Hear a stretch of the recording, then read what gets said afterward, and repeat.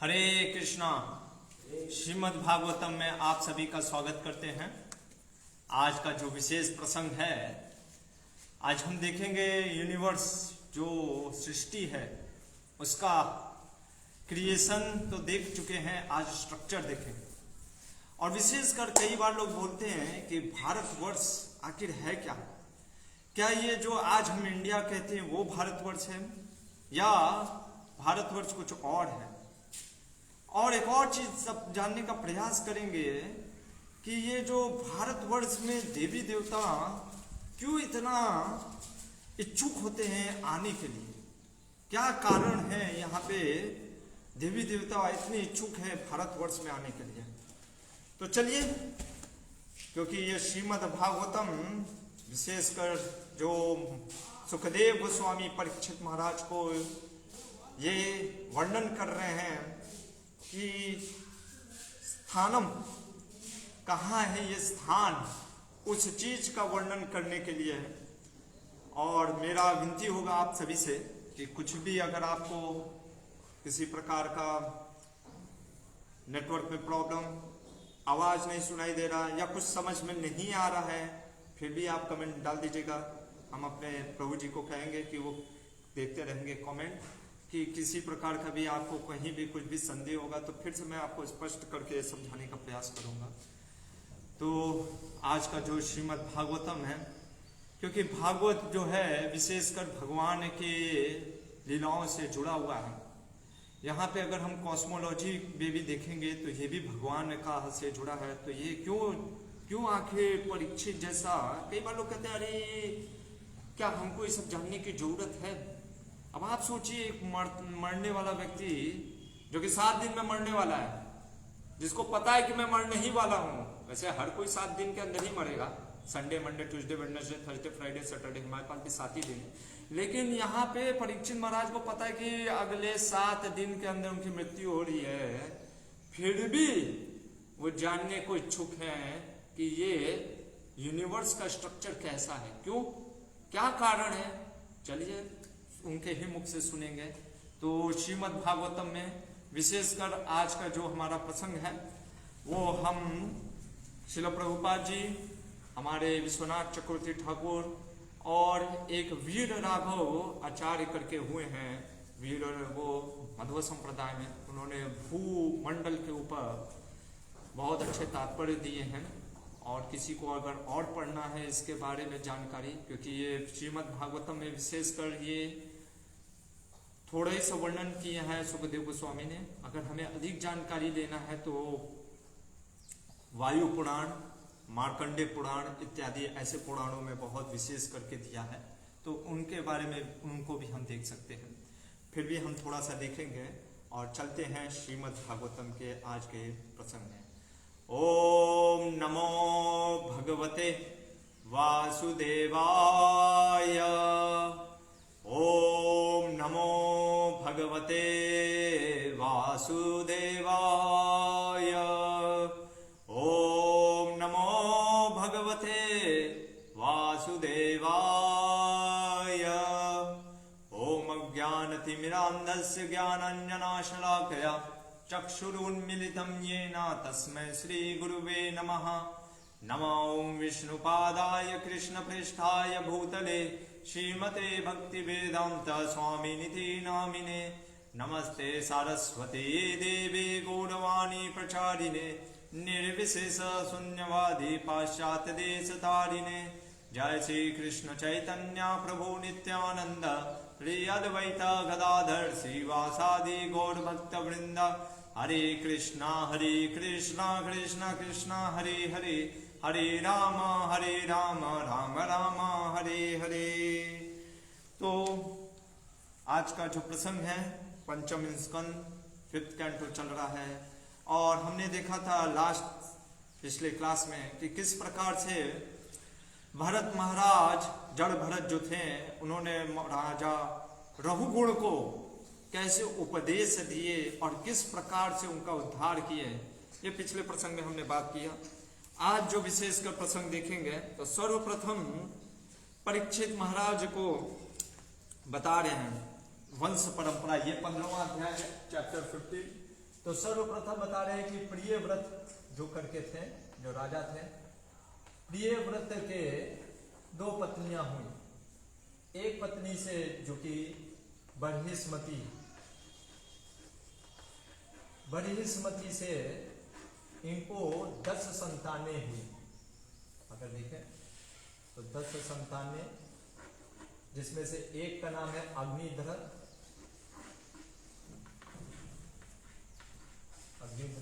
और फिर ऐसे 9 और थे, ठीक है। और दूसरी जो पत्नी से जो थी सेकंड वाइफ, उनसे इनको 3 पुत्र हुए थे, जिनके नाम पे 3 मनवंतर है, हमने देखा भी था। एक का नाम है तैवस, दूसरे का नाम उत्तमा, ये दिख तो रहा है ना, ठीक है चलेगा। तैमस कह रहा हूं, तामस, उत्तमा और रैवत। तामस नाम है, तामस, उत्तमा, रैवत।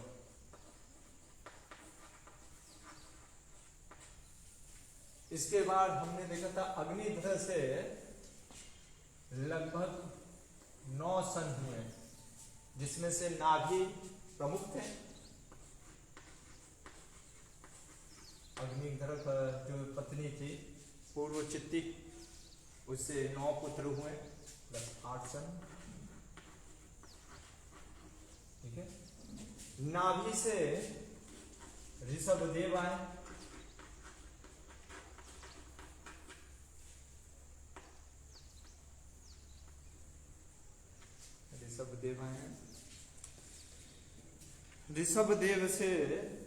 ऋषभदेव के लगभग 100 पुत्रों में से एक जो प्रमुख हैं भरत महाराज, प्लस 99 सन,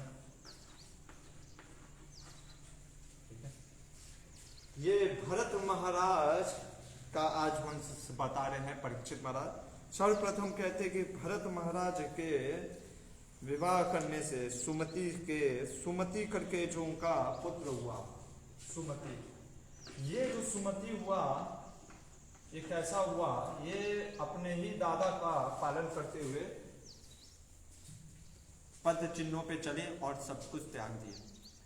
कलयुग में इन्हीं सुमति को कई लोग बुद्ध कहेंगे, ऐसा विश्वनाथ चक्रवर्ती ठाकुर कहते हैं। यही इन्हीं को कई लोग देवताओं का रूप या सुमति को बुद्ध कहेंगे, पर वास्तव में ये वो नहीं, ठीक है। आगे बढ़ते हैं।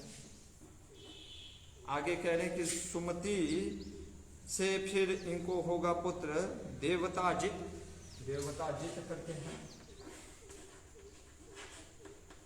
ये सब नाम दिया है इसमें, ये 15वें अध्याय में। उसके बाद देवताजित के बाद है देवद्युम्न,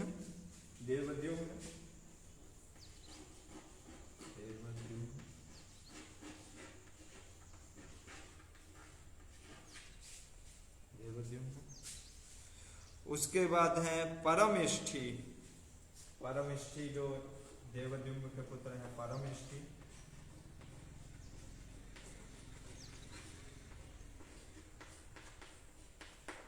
परमेष्ठी के बाद आपके हैं प्रतिहा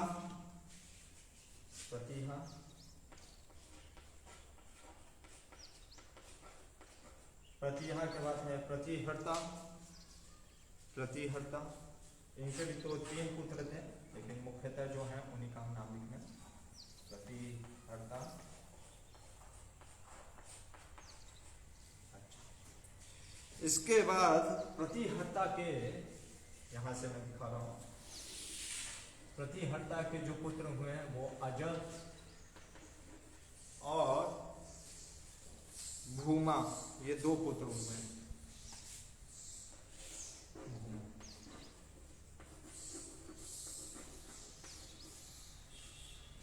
भूमा से आते हैं उद्दिग्ध,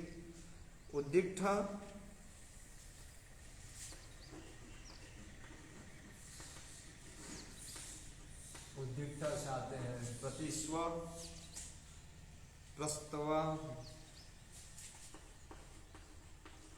प्रस्तवा से आते हैं विभु विभू से आते हैं आपके पृथुसेन,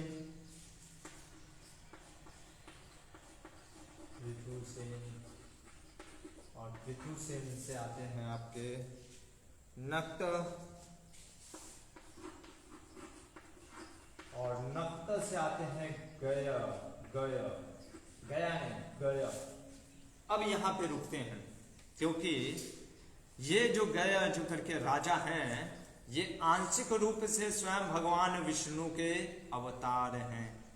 यानी प्रियव्रत महाराज के भी परंपरा में देखिए ऋषभदेव और कौन आए गए, जैसे कि उत्तनपाद के में परंपरा में कौन आए थे, कपिल देव, नहीं उत्तनपाद के तो नहीं थे पर हाँ देवहूति थी, तो देवहूति से जैसे कपिल देव आए थे और उत्तनपाद में पृथु महाराज जैसे आए थे, उसी प्रकार से यहाँ पे कौन आ रहे हैं, प्रियव्रत महाराज के परंपरा में ऋषभदेव और यहाँ पे गए महाराज। यहाँ पे सुखदेव गोस्वामी कुछ बताते हैं गए महाराज के ऊपर, कहते हैं कि गए महाराज का पुराणों में व्याख्यान है। क्या ऋषि मुनि क्या कहते हैं इनके बारे में, यजवा, अरे ये हर प्रकार के यज्ञ करते थे। हर प्रकार के यज्ञ करने का मतलब है कि यज्ञ करके भगवान को संतुष्ट करना। अभिमानी, अभिमानी मतलब कि हर एक द्वारा इनको सम्मान मिलता था। फिर कहते बहुवीर, शास्त्रों का ज्ञाता थे। धर्म गोप्ता, धर्म के रक्षक थे। समागत श्री, सारे वैश्वर्य के क्या थे, पोसेसर थे। एक प्रकार से सारे वैभव उनके पास हुआ करते थे। सदस्यपति सताम, यहाँ तक कि ये एक प्रकार से नेतृत्व लीडर टाइप के थे सारे सभी सभ्य पुरुषों के लिए। और सत्य सेवका, और हमेशा अपने आप को सेवक समझते थे, भगवान का सेवक समझते थे। इस प्रकार से जो धरती रूपी गाय थी, जैसे बछड़े को देख करके गाय अपने स्तन में दूध रख लेती है, देती और रख करके दूध देना स्टार्ट कर देती है, वैसे इनके इतने अच्छे व्यवहार के कारण जो धरती थी उन्होंने सब प्रकार से इनको ऐश्वर्य प्रदान किया। और कहते हैं कि यहाँ तक कि ब्राह्मण हो, क्षत्रिय हो, वैद्य हो, वैश्य हो या शूद्र, सभी के सभी इनसे संतुष्ट रहते थे। यहाँ तक कि इंद्र भी इनके यज्ञ में संतुष्ट रहते थे। और इंद्र जब कई बार आते थे इनके यज्ञ में, क्योंकि बहुत ज्यादा सोमरस रहता था तो पी करके मस्त हो जाते थे, तो भगवान विष्णु भी आते थे इनके यज्ञ में। किस लिए? क्योंकि इनकी भक्ति भाव को लेने के लिए। और ऐसे भगवान के अंश होते हुए भी इन्होंने दिखाया कि कैसे वर्णाश्रम धर्म का पालन करते हुए व्यक्ति भगवान को प्राप्त कर सकता है। इसके बाद गए के वंशज के बारे में वर्णन हो रहा है। गए के बाद चित्रार्थ, चित्रार्थ 3 पुत्र होते हैं, एक का नाम लिखते हैं चित्रार्थ। एक्चुअली में भागवतम में हम देखते हैं विशेषकर जो भगवान के महान भक्त होते हैं उन्हीं के बारे में थोड़ा सा सुखदेव गोस्वामी रोक के बताते हैं कि कैसे ये जो परंपरा में कोई शुद्ध भक्त जो है, विशेषकर जो भगवान में तल्लीनता रहता है, तो उस परंपरा पे रुक जाते हैं। चित्रार्थ के बाद सम्राट हुए, सम्राट, सम्राट के बाद मारीची। देखिए नाम कई बार सेम होते पर ऐसा नहीं समझना चाहिए कि ये वो मारीची हैं जो कि भगवान ब्रह्मा जी के पुत्र हैं, ऐसा नहीं। मारीची से फिर आते हैं बिंदु, यहाँ पे ले लेता हूँ बिंदु, और बिंदु से आते हैं उसके बाद मधु,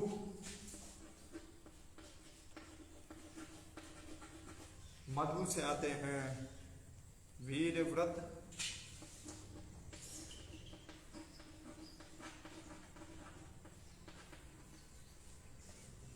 और उसके बाद आते हैं मंथु, वीरव्रत के बाद आते हैं मंथु, मंथु से आते हैं भवन,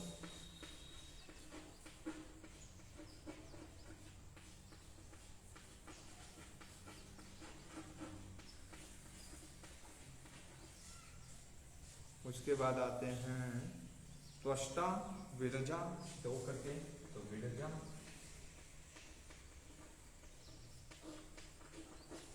और विरजा के बाद आते हैं सत्यजीत करके, जो 100 पुत्र थे उनमें से जो प्रमुख है सत्यजीत। तो ये पूरी प्रियव्रत महाराज की वंश परंपरा है। कई बार ये श्रीमद् भागवतम में ऐसे वंशजों के बारे में वर्णन आता है, और कई बार लोग कहते हैं अरे प्रभु जी इसको जान करके क्या फायदा। अक्सर ऐसा प्रश्न भी उठता है। देखिए, क्योंकि आज का हमारा समाज ऐसा हो गया है कि नाम होता है लक्ष्मी नारायण, हम बोलते हैं लकी, ठीक है, नाम कुछ मतलब शॉर्ट करते जा रहे हैं। पहले के लोग अपने नाम के आगे दादा, परदादा, पिता, यहाँ तक कि गांव का भी नाम जोड़ते थे। आजकल लोग क्योंकि शॉर्ट, नाम क्या है बेटा, लकी है, वैसे लक्ष्मण प्रसाद कुछ लंबा, लेकिन नाम शॉर्ट कर दिए। क्यों? क्योंकि लोग कहते हैं अरे कौन इतना, क्योंकि हम अपने जनरेशन में खास करके जो आज का युवा जनरेशन हम देखते हैं, वो अपने आप को जोड़ना नहीं चाहता है, किससे, अपने वंश परंपरा से, फैमिली जनरेशन से। इसलिए कृतज्ञता, जो ग्रेटिट्यूड की भावना होती है, वो भी कम हो जाती है। आप देखेंगे रामायण में, अगर सुना भी होगा, जब सीता राम का विवाह हो रहा होता है, भगवान राम के पूरे परंपरा के बारे में बताते हैं वशिष्ठ मुनि, और उधर से जो सीता देवी के, जो माता के जो वहाँ पे जो गुरु होते हैं, वो वहाँ से पूरा परंपरा बताते हैं कि जनक जी का परंपरा क्या है। तो ये परंपरा इसलिए बताते हैं क्योंकि हमें पता होना चाहिए कि हमारा परंपरा कौन है, क्या है, किस वंश में आ रहे हैं। नहीं तो क्या होता है, हमको लगता है कि हम तो आ रहे हैं भैया बंदर से, क्योंकि गलत है। और इस अंतिम राजा विरजा के बारे में बताते हैं सुखदेव गोस्वामी, कहते हैं कि जैसे देवताओं में भगवान विष्णु सर्वश्रेष्ठ हैं, वैसे प्रियव्रत महाराज के वंशों में विरजा जो आए, उन्होंने वंश परंपरा की क्या कर दी, बढ़ोतरी कर दी। अपने किस कारण से, भक्ति के कारण से।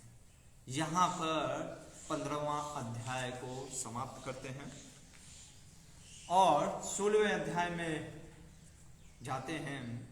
सर्वप्रथम परीक्षित महाराज एक प्रश्न करते हैं कि भगवान आपने भूमंडल, अब थोड़ा सा ध्यान से सुनिएगा क्योंकि जो प्रसंग है ये आपका, ये 16वां जो अध्याय चल रहा है, ये थोड़ा सा काफी इंटरेस्टिंग भी है और काफी डीप सब्जेक्ट है, तो इसलिए हमको ध्यान लगाना पड़ेगा। इसीलिए आज हम आपके लिए ब्लैक बोर्ड भी लेकर आए कि जिससे कि आपको समझ सकें कि क्या चीज़ है। तो यहाँ पे अगर हम देखें तो सर्वप्रथम परीक्षित महाराज प्रश्न कर रहे हैं। क्या प्रश्न कर रहे हैं? जैसे आपको मैंने बताया था कि 14 प्लैनेटरी सिस्टम होता है। 14 प्लैनेटरी सिस्टम कहने का मतलब है 14 लोग, ठीक है, जिसमें से अगर माना जाए तो ये जैसे भूवर्लोक है, जिसको भूलोक कहते हैं, भूलोक, ठीक है, भूलोक, भूमंडल, भूवर्ल, इसमें कंफ्यूज नहीं होने का। भूलोक के ऊपर होता है भूवर्लोक, जो कि अंतरिक्ष है, उसके ऊपर आता है स्वर्गलोक। आज हम बात करेंगे, आज आपको जान करके आश्चर्य होगा कि धरती पे भी भूलोक में भी स्वर्गलोक है। तो फिर स्वर्गलोक, शास्त्रों में किस स्वर्गलोक की बात की जाती है वो सब हम देखेंगे। स्वर्गलोक के ऊपर है जनलोक, तपलोक, महलोक, सत्यलोक, 1 2 3 4 5 6। इसी तरीके से 7 जो इधर हैं, अतल, वितल, सुतल, तलातल, ये सब हम देखेंगे। ऐसे करके ये जो 14 भुवन है, ठीक है। तो कई बार आप देखते होंगे कि इसी को पूरे को भूलोक कह देते हैं, इसको स्वर्गलोक कह देते हैं, इसको पूरे को, और इसको, इसी को पूरा स्वर्गलोक कह देते हैं, ठीक है। तो ऐसे करके कई बार 3 बार ऐसे बांटा जाता है, पर ऐसे हमें पता है कि 14 जो भुवन है। परीक्षित महाराज इस भूलोक के बारे में पूछ रहे हैं कि प्रियव्रत महाराज जो भूलोक के राजा थे, वो जब दया की भावना से, क्योंकि जैसे अभी मकर संक्रांति हुआ तो उत्तरायण, अब जो क्या है हमारा सुमेरु पर्वत, वो जो सूर्य है, जैसे अगर हम आपको दिखाएं, ये मान लीजिए अगर आप देख रहे होंगे, ये भूलोक मान लीजिए, ये भूलोक है, ठीक है। ये एक्चुअली में 3D डायग्राम है, ऐसा नहीं है कि ये खोखला है, ये भूलोक है, इसके नीचे ऐसे अतल वितल सुतल तलातल ऐसे कनेक्टेड है, बस ऐसे समझाने के लिए है, क्योंकि ये चीज को समझाना थोड़ा सा मुश्किल है 3D मॉडल में, 3D को 2D में। तो ये भूलोक है, इसके जो बीच में है ये माउंट जो सुमेरु पर्वत है, ठीक है ना। ये सुमेरु पर्वत का जो है सूर्य, ऐसे सूर्य देव अपने रथ पे बैठ करके घूमते हैं, देखेंगे वो भी मूवमेंट ऑफ द सन।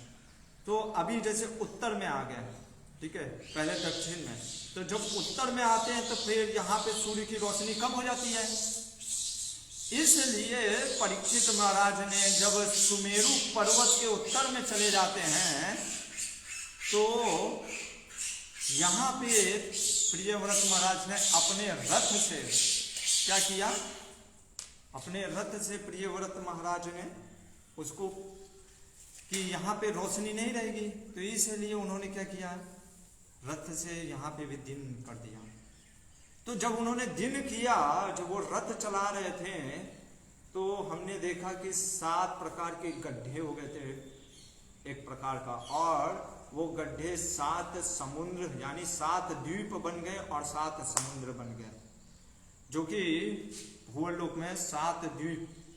और ऐसा वर्णन आता है कि ये 7 द्वीप जो हैं का जो विड्थ है, जैसे हमने देखा था कि सबसे बीच में है जम्बू द्वीप, उसके बाद सब जम्बू द्वीप से चौड़ा प्लक्षद्वीप 2 गुना चौड़ा, ऐसे करके।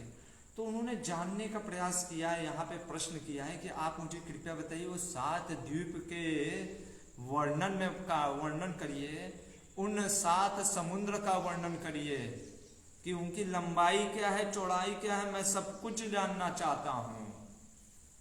सोचिए, एक मरते हुए व्यक्ति इसको जानने को इच्छुक है, इसलिए हमको ये नहीं सोचना चाहिए कि अरे ये भक्ति का अंग नहीं होगा, नहीं। और कहते हैं कि प्रियव्रत महाराज के बारे में बोल करके परीक्षित महाराज कह रहे हैं कि हे सुखदेव गोस्वामी, क्योंकि भगवान का जो विराट रूप का आपने मुझे बताया था दूसरे स्कंद में, योगी लोग उन मन को चिंतन में लगा करके भगवान के विराट रूप का चिंतन करते हुए फिर उनके जो दिव्य रूप को समाधि में लगाने के बाद उस परम धाम को प्राप्त करते हैं।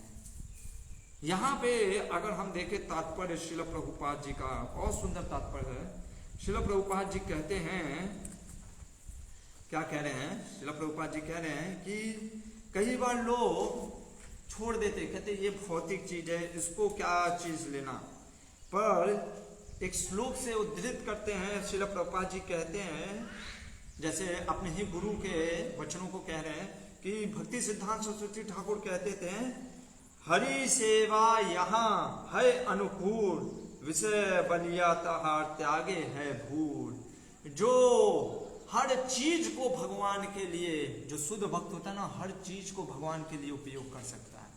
और जो ये सोचता है अरे ये विषय का भोग है, जिसको जो त्याग देता है इस प्रकार से ये सोच करके इंद्रिय सुख है, वो क्या करता है, एक प्रकार से उस चीज को भगवान में नहीं लगा पाता है। तो ये भौतिक चीजों को भी, जैसे हम यूज कर रहे हैं, कैमरा हो गया, मोबाइल हो गया, ये आपका बोर्ड हो गया, ये सब चीज भौतिक चीजों से बना, लेकिन एक चीज लिए हम यूज कर रहे हैं, भगवान की उस सृष्टि को समझने के लिए। तो यहाँ पे परीक्षित महाराज ने जानने का इच्छा किया है। तो चलिए हम भी देखते हैं कि आखिर ये है क्या चीज, ये भूलोक है क्या। तो सर्वप्रथम हमारे क्या बोलते हैं सुखदेव गोस्वामी कह रहे हैं कि ये जो भूलोक की जो वर्णन तुम मुझसे पूछ रहे हो परीक्षित, भगवतो माया गुना विभूते, अरे ये भगवान की माया यानी भगवान की सृष्टि की रचना है। माया ने जो सृष्टि की रचना की, माया तो भगवान के अंदर है। इसको समझा पाना या समझ पाना उस व्यक्ति के लिए, किसी भी व्यक्ति के लिए दुर्लभ है। अरे कोई ब्रह्मा का भी आयु ले ले तो भी इसको समझा पाना बहुत मुश्किल है। फिर भी क्योंकि तुमने प्रश्न किया है, प्राधानहीना मैं कुछ प्रमुख चीजें बताऊंगा भूमंडल में, और मैं ये भी बताऊंगा कि हर एक भूमंडल में जो अलग अलग जगह भगवान जो स्थित हैं वो उनकी वंदना वहां के निवासी कैसे करते हैं। सर्वप्रथम कहते हैं कि ये जो भूमंडल है, क्योंकि हमारे यहाँ अभी कमल का फूल नहीं है तो हमारे बच्चों ने ही कमल बनाया है कागज का ही। तो जैसे कमल होता है, अगर आप कमल देखे होंगे तो उसमें लेयर बाय लेयर होता है, या जैसे ओनियन समझ लीजिए, प्याज को निकालते एक लेयर, 2 लेयर, 3 लेयर। तो ऐसे बताया गया है कि ये जो भूमंडल को एक कमल के अनुसार समझ लीजिए। भूमंडल अगर कमल है तो उसके जो बीच का मध्य स्थान है जिसको हम कहते हैं सुमेरु पर्वत, ये जो सुमेरु पर्वत है, ठीक है ना, ये सुमेरु पर्वत, इसका जो 84 किलो योजन जो है ये ऊपर रहता है, 16 किलो योजन अंदर रहता है। ये अंदर कहने का मतलब कि ये दिखता नहीं है, ये इसके अंदर रहता है। 84 किलो योजन ऊपर दिखता है और 16 किलो योजन में फैला हुआ है इसका बेस। ये सुमेरु पर्वत जो है इसका वर्णन करके बता रहे हैं कि परीक्षित महाराज को सर्वप्रथम की, जैसे ये सुमेरु पर्वत है, ठीक है। अब ये सुमेरु पर्वत अगर मान लीजिए इसको ऐसे ले लें, सुमेरु सबसे सुमेरु पर्वत के जो यहाँ पे द्वीप है ये है जम्बू द्वीप, जिसके राजा थे अग्निध्र, ठीक है ना। ऐसे लगभग फिर 7 द्वीप है, पलक्ष द्वीप, ऐसे करके इसकी भी वर्णन करेंगे। तो बीच वाला जो ले रहे हैं ये है, ये प्लेट जो है ये जम्बू द्वीप लिया, ठीक है ना। ये जम्बू द्वीप को ले लिए, समझ लीजिए ये जम्बू द्वीप, ठीक है ना। अब इसको ऊपर से अगर ऐसे देखेंगे तो उसका मैं स्ट्रक्चर अब आपको बना करके दिखा रहा हूँ कि क्या दिखेगा। जैसे मान लीजिए आप ऊपर से देखेंगे तो ये आपको एक सर्कल दिखेगा और ये सर्कल के बीच में माउंट और सुमेरु आपको दिखेगा। तो क्या है एक्चुअल में, इसी का डिस्क्रिप्शन बता रहे हैं परीक्षित महाराज को कि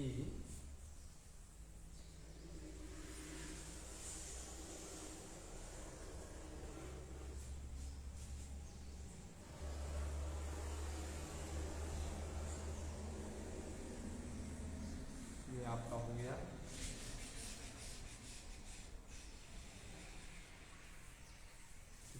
ये आपका समझ लीजिए इसको जम्बू द्वीप, ठीक है, ये जम्बू द्वीप। ये आपका हो गया नॉर्थ, ये हो गया साउथ, ये हो गया वेस्ट, ये हो गया ईस्ट, ठीक है। ये 16वां अध्याय है 5th कैंटो का, आप देख सकते हो। इसको एक बॉक्स में रख लेते हैं क्योंकि आसानी से आप समझ पाएंगे। ये पूरा आ रहा है ना बिल्कुल, हाँ।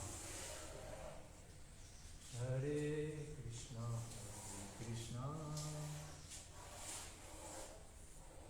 ये आपका जम्बू द्वीप,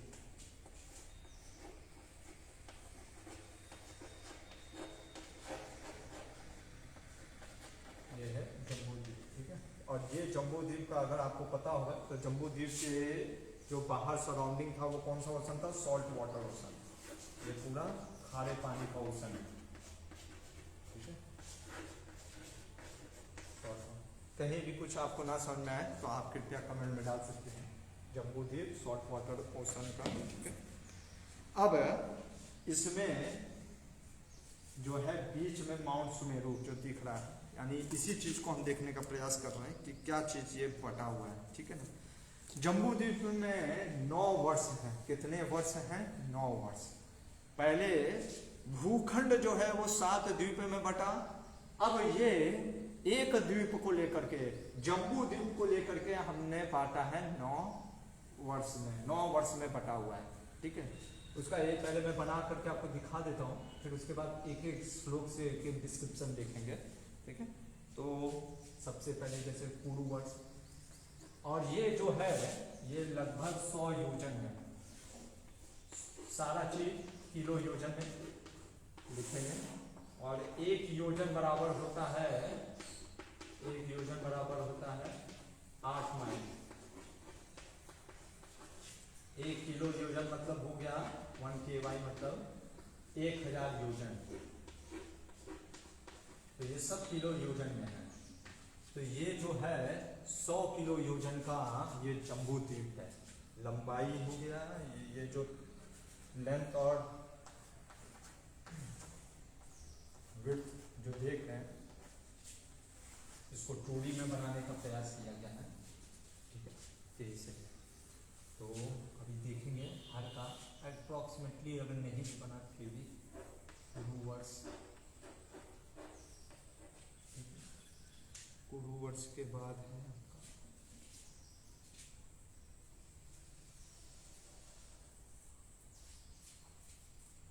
हिरण्मय वर्ष।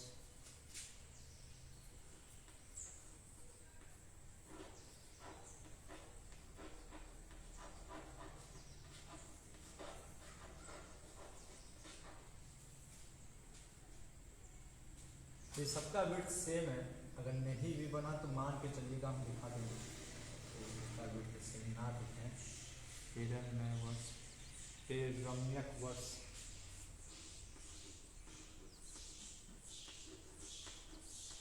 रम्यक वर्ष,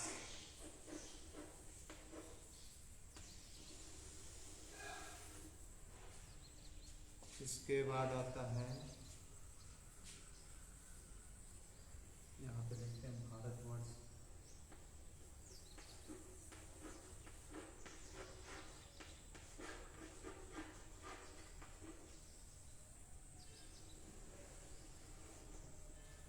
भारतवर्ष के बाद है 310 वर्ष।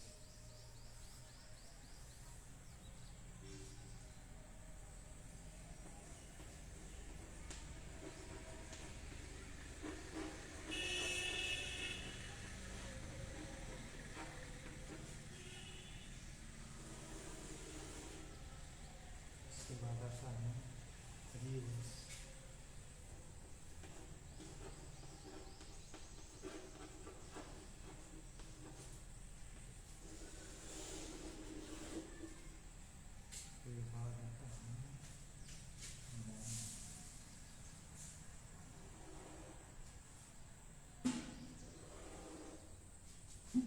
ये आपका हो गया केतुमल वर्ष।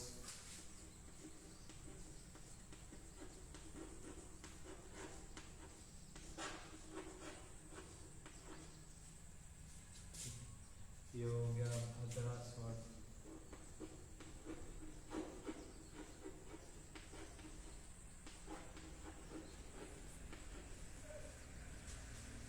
ये हो गया इलाहाबाद वर्ष।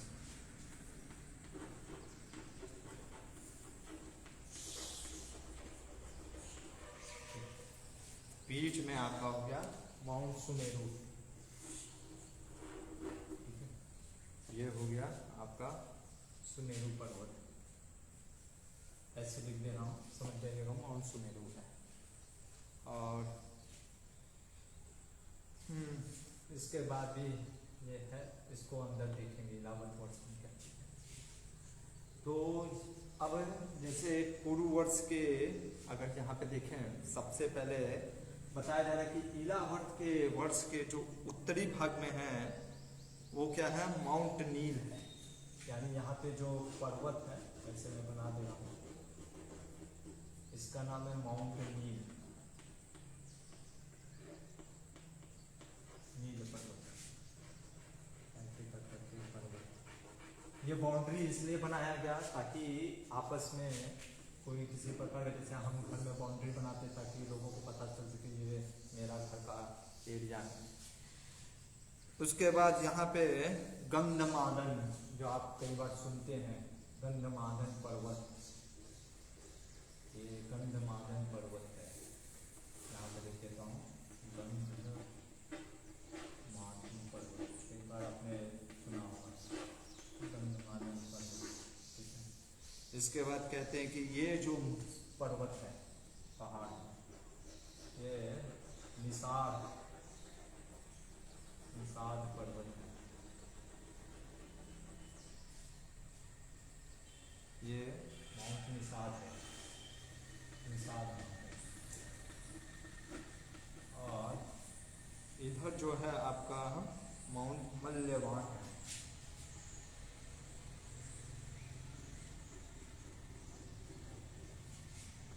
ये मल्यवान,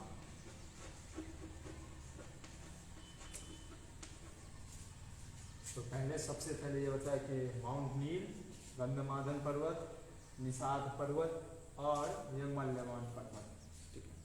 उसके बाद कहते हैं कि यहाँ पे कुरुवर्ष में जो है, यहाँ पे जो पर्वत अलग करता है हिरण्मय वर्ष को, यहाँ पे जो पर्वत है उसका नाम है शिंगवान, शिंगवान।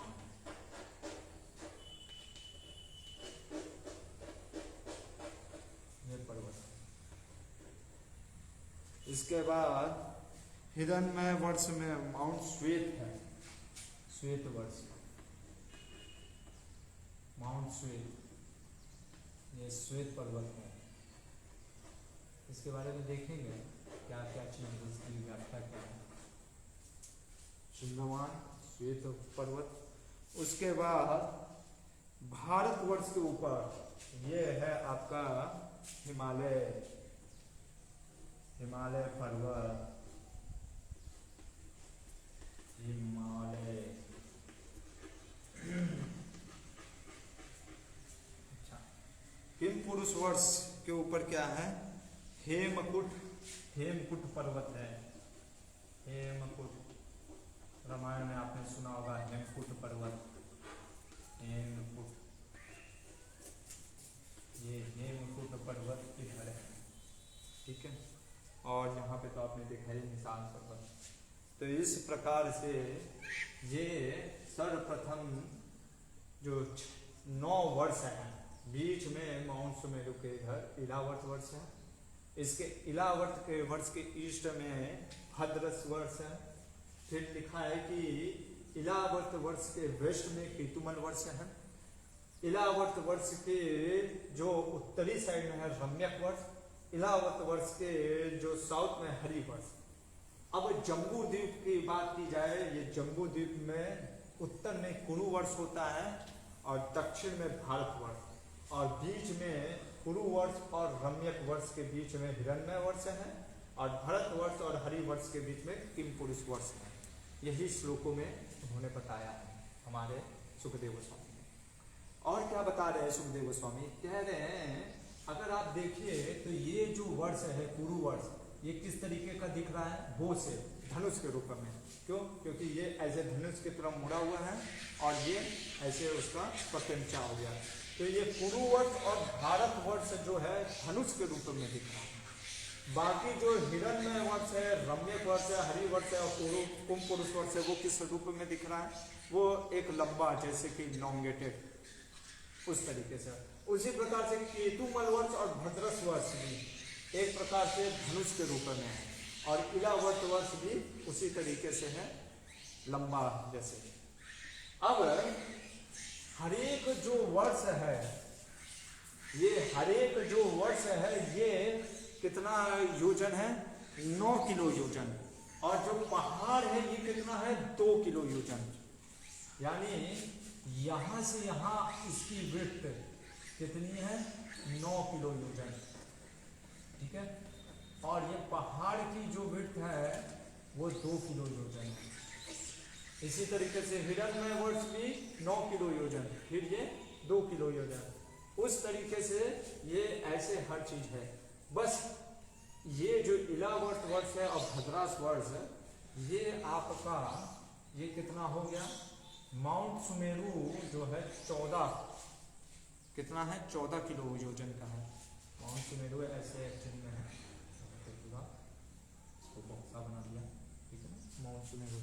तो ये माउंट सुमेरु जो है 16 किलो योजन, सॉरी 16 किलो योजन है, 16, और आपका ये हो गया 9 इधर 9 इधर, इलावर्त वर्ष 9 इधर 9 किलो योजन इधर और 9 किलो योजन इधर। ये हो गया आपका 9 9 18 और बीच में 16, तो ये टोटल होता है 34 किलो योजन का। ऐसे ये भी है 34 किलो योजन का। ये चीज को सुखदेव गोस्वामी ने पूरे अपने इसमें बताया। अब देखिए 11वां श्लोक में, अब एक एक वर्ष को, ये 9 जो वर्ष हैं उसमें से एक एक वर्ष को निकाल करके दिखाएंगे। भारत जो वर्ष है, ये जो भारत वर्ष लिखा है, ये भारत वर्ष वास्तव में पूरे जो प्लानेट हम अभी देख रहे हैं, ठीक है ना, प्लानेट को देखते हैं उसको भारत वर्ष कहते हैं। इसीलिए आप देखेंगे क्या बोलते हैं श्लोक, जब वेदों में जब कहीं यज्ञ होता है, जम्बूद्वीपे मेरु दक्षिणे, क्योंकि सुमेरु जो जम्बू द्वीप में, जैसे एक जीपीएस की तरह आपको अपना लोकेशन भेजना है कहीं पे किसी अपने फ्रेंड को, तो आप क्या जीपीएस से अपना लोकेशन बताते हो कि भाई ये है। उसी तरीके से देवताओं को बताना होता है कि भाई मैं कहाँ हूँ, तो ऐसे पहले बताते हैं कि पूरा ये जो भूखंडे जम्बूद्वीपे मेरु दक्षिणे, दक्षिण में भारतवर्षे, फिर वो भूखंडे, फिर जो हम यहाँ पे हैं कहीं पे भी, जैसे गुंटूर प्रदेश से, आंध्र प्रदेश से गुंटूर राज्य, गुंटूर में, फिर उसके बाद जो आपका मोहल्ला है कोंडावेडू, उसमें फिर इस तरीके से ऐसे जीपीएस लोकेशन चलता है। तो वही चीज़ यहाँ पे बताया गया है कि ये हो गया आपका भारतवर्ष। अब एक एक वर्ष को लेंगे, तो यानी भारतवर्ष जब हम बात कर रहे हैं, हमारे जब शास्त्रों में बेसिकली अगर हम देखें भारतवर्ष जब बोला जाता है, तो ये पूरा जो भारत आज हम देख रहे हैं वो नहीं, क्योंकि ये भारत तो घटते चला गया है, ठीक है। अगर आप 50 साल पहले देखेंगे तो पाकिस्तान भी भारतवर्ष में था, उससे और आगे जाएंगे तो फिर भूटान ये सब भी था, उससे और आगे जाएंगे तो अफगानिस्तान भी था, ठीक है। इस तरीके से वो खंडित होते होते होते आज जो हम बस इतना सा भारत का पार्ट देखते हैं, वो भारतवर्ष नहीं, पूरा जो आज वो है उसको भारतवर्ष कहते थे, और उस पर राज्य करते थे हमारे कौन, ये भारत महाराज। और अग्निध्र जो थे, जो उनके दादा थे, नाभि के पिता, वो इस पे राज्य करते थे। और प्रियव्रत महाराज इस जम्बू द्वीप के जैसे जो 7 द्वीप हैं उनको मिला करके जो भूखंड है उसके ऊपर राज्य करते थे। तो सर्वप्रथम जो है इलावत वर्ष को यहाँ पर बता रहे हैं कौन, परीक्षित महाराज को। तो यहाँ पर थोड़ा सा इसको ध्यान देते हैं क्योंकि ये समझ में निकल है। तो यहाँ पे देखते हैं ये जो है चंद्रमादन पर्वत अनुसार बताइए।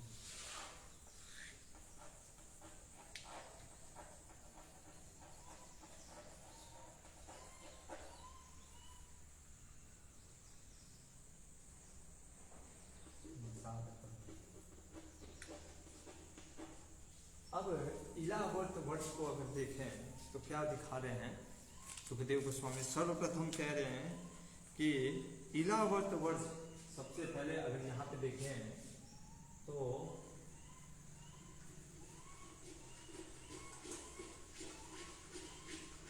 इसको ऐसे मैंने बना दिया है, ये हो गया आपका सुमेरु पर्वत,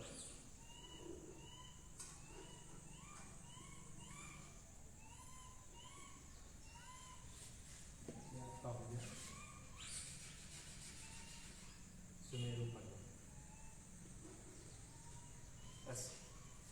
ये सुमेरु पर्वत जो है, सुमेरु पर्वत है, कह रहे हैं कि ये जो इलावर्त वर्ष है, ये जो बीच वाला ले रहे हैं, ठीक है, इलावर्त वर्ष के सुमेरु पर्वत के अगर ये देखें तो इस साइड, जैसे ये सुमेरु पर्वत है, इसको चौकोर में रख दिए, ठीक है।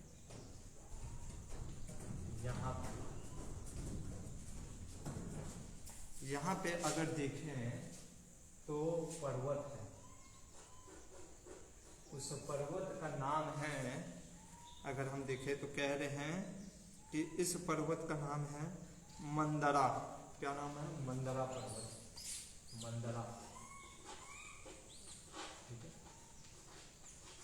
सर्वप्रथम अब कह रहे हैं कि ये मंदरा पर्वत जो है ये किधर है, जैसे हमने दिखाया ये नॉर्थ है, ये ईस्ट है, ठीक है ना। तो ये ईस्ट की तरफ है, ये आपका ईस्ट हो गया। तो ये मंदरा पर्वत है। अब यहाँ पे जो एक प्रकार से जो पेड़ है वो किस चीज का पेड़ है? Mango tree.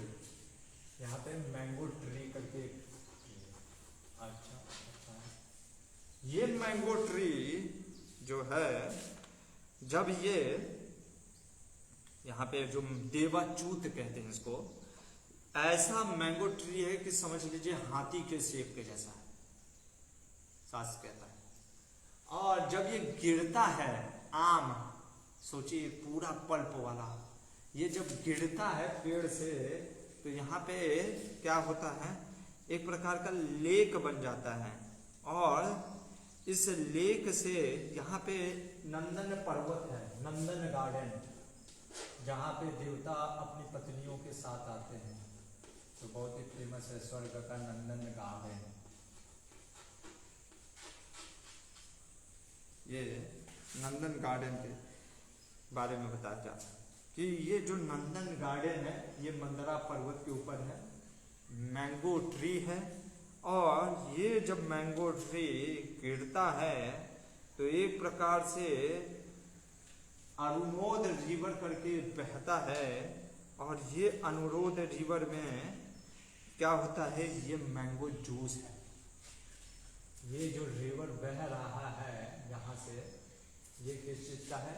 क्योंकि आम गिरा, आम इतने बड़े बड़े सेब के हैं कि गिरने के बाद जो लेक बन गए हैं, यही है आम का रस का क्या है, पूरा एक प्रकार से नदी बह रही है यहाँ पे।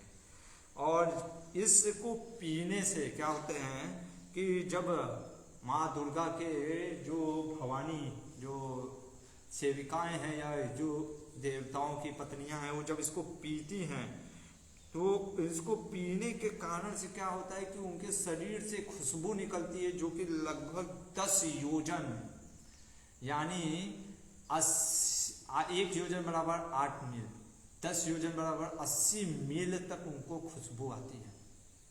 सोचिए इसको पीने के बाद। तो ये है स्थल। और इधर जो पर्वत है, 2 प्रकार के पर्वत है। एक है जो इसकी रक्षा कर रहे हैं, कह सकते हैं। तो यहाँ पे 2 पर्वत हैं। एक का नाम है, अगर हम देखें, माउंट चथर, माउंट देवकूट, ऐसे 2 पर्वत हैं इस साइड, 2 पर्वतों की श्रृंखला। इसका नाम है, एक का नाम है चथर और दूसरे का नाम है देवकूट। देवकूट शॉर्ट फॉर्म में लिख दे रहा हूँ, चथर और देवकूट, ठीक है। तो ये हो गया आपका ईस्टर्न साइड का। अब देखें किसका, इधर अपोजिट साइड क्या चीज चल रहा है। अपोजिट साइड में अगर देखें तो यहाँ पे कहते हैं कि माउंट सुपरस्वर्ग जो है पहाड़, उसका नाम है सुपरस्व, ऐसे करके पहाड़ सुपरस्व, ठीक है। इस सुपरस्व पहाड़ में जो फल है वो किस चीज का है, अगर हम देखें सुपरस्व में, तो ये कदम्ब का पेड़ है। यहाँ पे कदम्ब का पेड़ है, ऐसे अगर कदम्ब का बना दे, कदम्ब का पेड़ है, ठीक है। अभी इस कदम्ब के पेड़ में क्या है, जो कदम लगे हुए हैं और जब वो गिरते हैं, यहाँ पे गार्डन जो है वैभार्जक करके गार्डन है, यहाँ पे आते हैं सारे देवता आनंद लेने के लिए। वैभार्जक जो यहाँ पे वो डेमिगॉड्स आते हैं जो कि थोड़े से नीचे पद पे होते हैं देवताओं के। यहाँ पे आने के बाद जो हनी है, ये हनी मधु जो गिरता रहता है, मधुओं का लेक है। यहाँ पे जो लेक बह रहा है ये हनी का लेक है, यानी मधु किसी को चाहिए तो यहाँ पे जा सकता है। पूरा मधु का लेक बह रहा है। और कहते हैं कि इस रिवर से इतना मतलब कि फ्रेग्रेंस आ रहा है, इसको पीने मात्र से क्या होता है कि व्यक्ति पूरा एकदम स्वस्थ और दीर्घायु हो जाता है, इस प्रकार से। इसके बाद यहाँ पे जो दो पर्वत हैं, एक है माउंट पावन और एक पर्यात है। माउंट पावन ऐसे दो इसके पर्यात है, पवन और पर्यात। ये आपके दो हो गए पश्चिमी साइड के। अब देखते हैं इधर का दक्षिण साइड का। तो यहाँ पे कहते हैं कि हाँ, ये हनी है, माफ करिए, यहाँ पे जो जूस बहता है वो शुगर केन का, इसका शुगर केन का जूस, गन्ने का जूस बहता है, शुगर केन का लिखा है। इसके बाद कह रहे हैं जो दक्षिण साइड में है वहां पे जो पर्वत है वो आपका है मेरू मंदरा। यहाँ पे मंदरा था, यहाँ पे मेरू मंदरा, मेरू मंदरा। और यहाँ पे जो फल है, जो ट्री है वो जम्बू का ट्री है। जम्बू, जम्बू मतलब रोज और एप्पल का जो ट्री है, रोज एप्पल जिसको कहते हैं वो उसका। और ये जो है साइज इसका हाथी के साइज का ये जम्बू जो फल है, जब वो गिरता है तो गिरने के कारण एक प्रकार का जो है लेक बनाता है, जो कि हनी से मिक्स होकर के ये पूरा हनी का लेक बन जाता है। क्योंकि इसमें फूल जो हनी होता है वो पूरा हनी का मधु का लेक बन जाता है। और यहाँ पे दो पर्वत हैं, जो कि एक है कैलाश और दूसरा है आपका, जैसे यहाँ पे देखेंगे करवीर, कैलाश और करवीर। अब यहाँ पे प्रश्न उठता है, प्रभु जी आप कह रहे हैं कि कैलाश पर्वत इलावत वर्ष में है, हम रह रहे हैं भारतवर्ष में, कहीं पे भारत खंड में, ठीक है, हम यहाँ पे रह रहे हैं। यहाँ अभी ये 3 वर्ष के ऊपर है, ये इलावत वर्ष, यहाँ पे कैलाश कहीं पर्वत है। तो जो हम बोलते हैं कि ये कैलाश पर्वत है, वो पहले कौन सा वो कैलाश पर्वत है? क्या वो कैलाश पर्वत है भी, या हम अपने मन से बोल दिए कैलाश पर्वत? देखिए हमारे आचार्य कहते हैं कि जैसे यूएस होता है, यूनाइटेड स्टेट्स ऑफ अमेरिका, पश्चिमी देश में, लेकिन जब आप न्यू दिल्ली में भी जो यूएस का एम्बेसी होता है वहां पे जाएंगे ना, तो वहां पे जो फर्नीचर भी है यूएस का ही है। पूरा आपको ऐसे लगेगा कि आप यूएस में आ गए हो।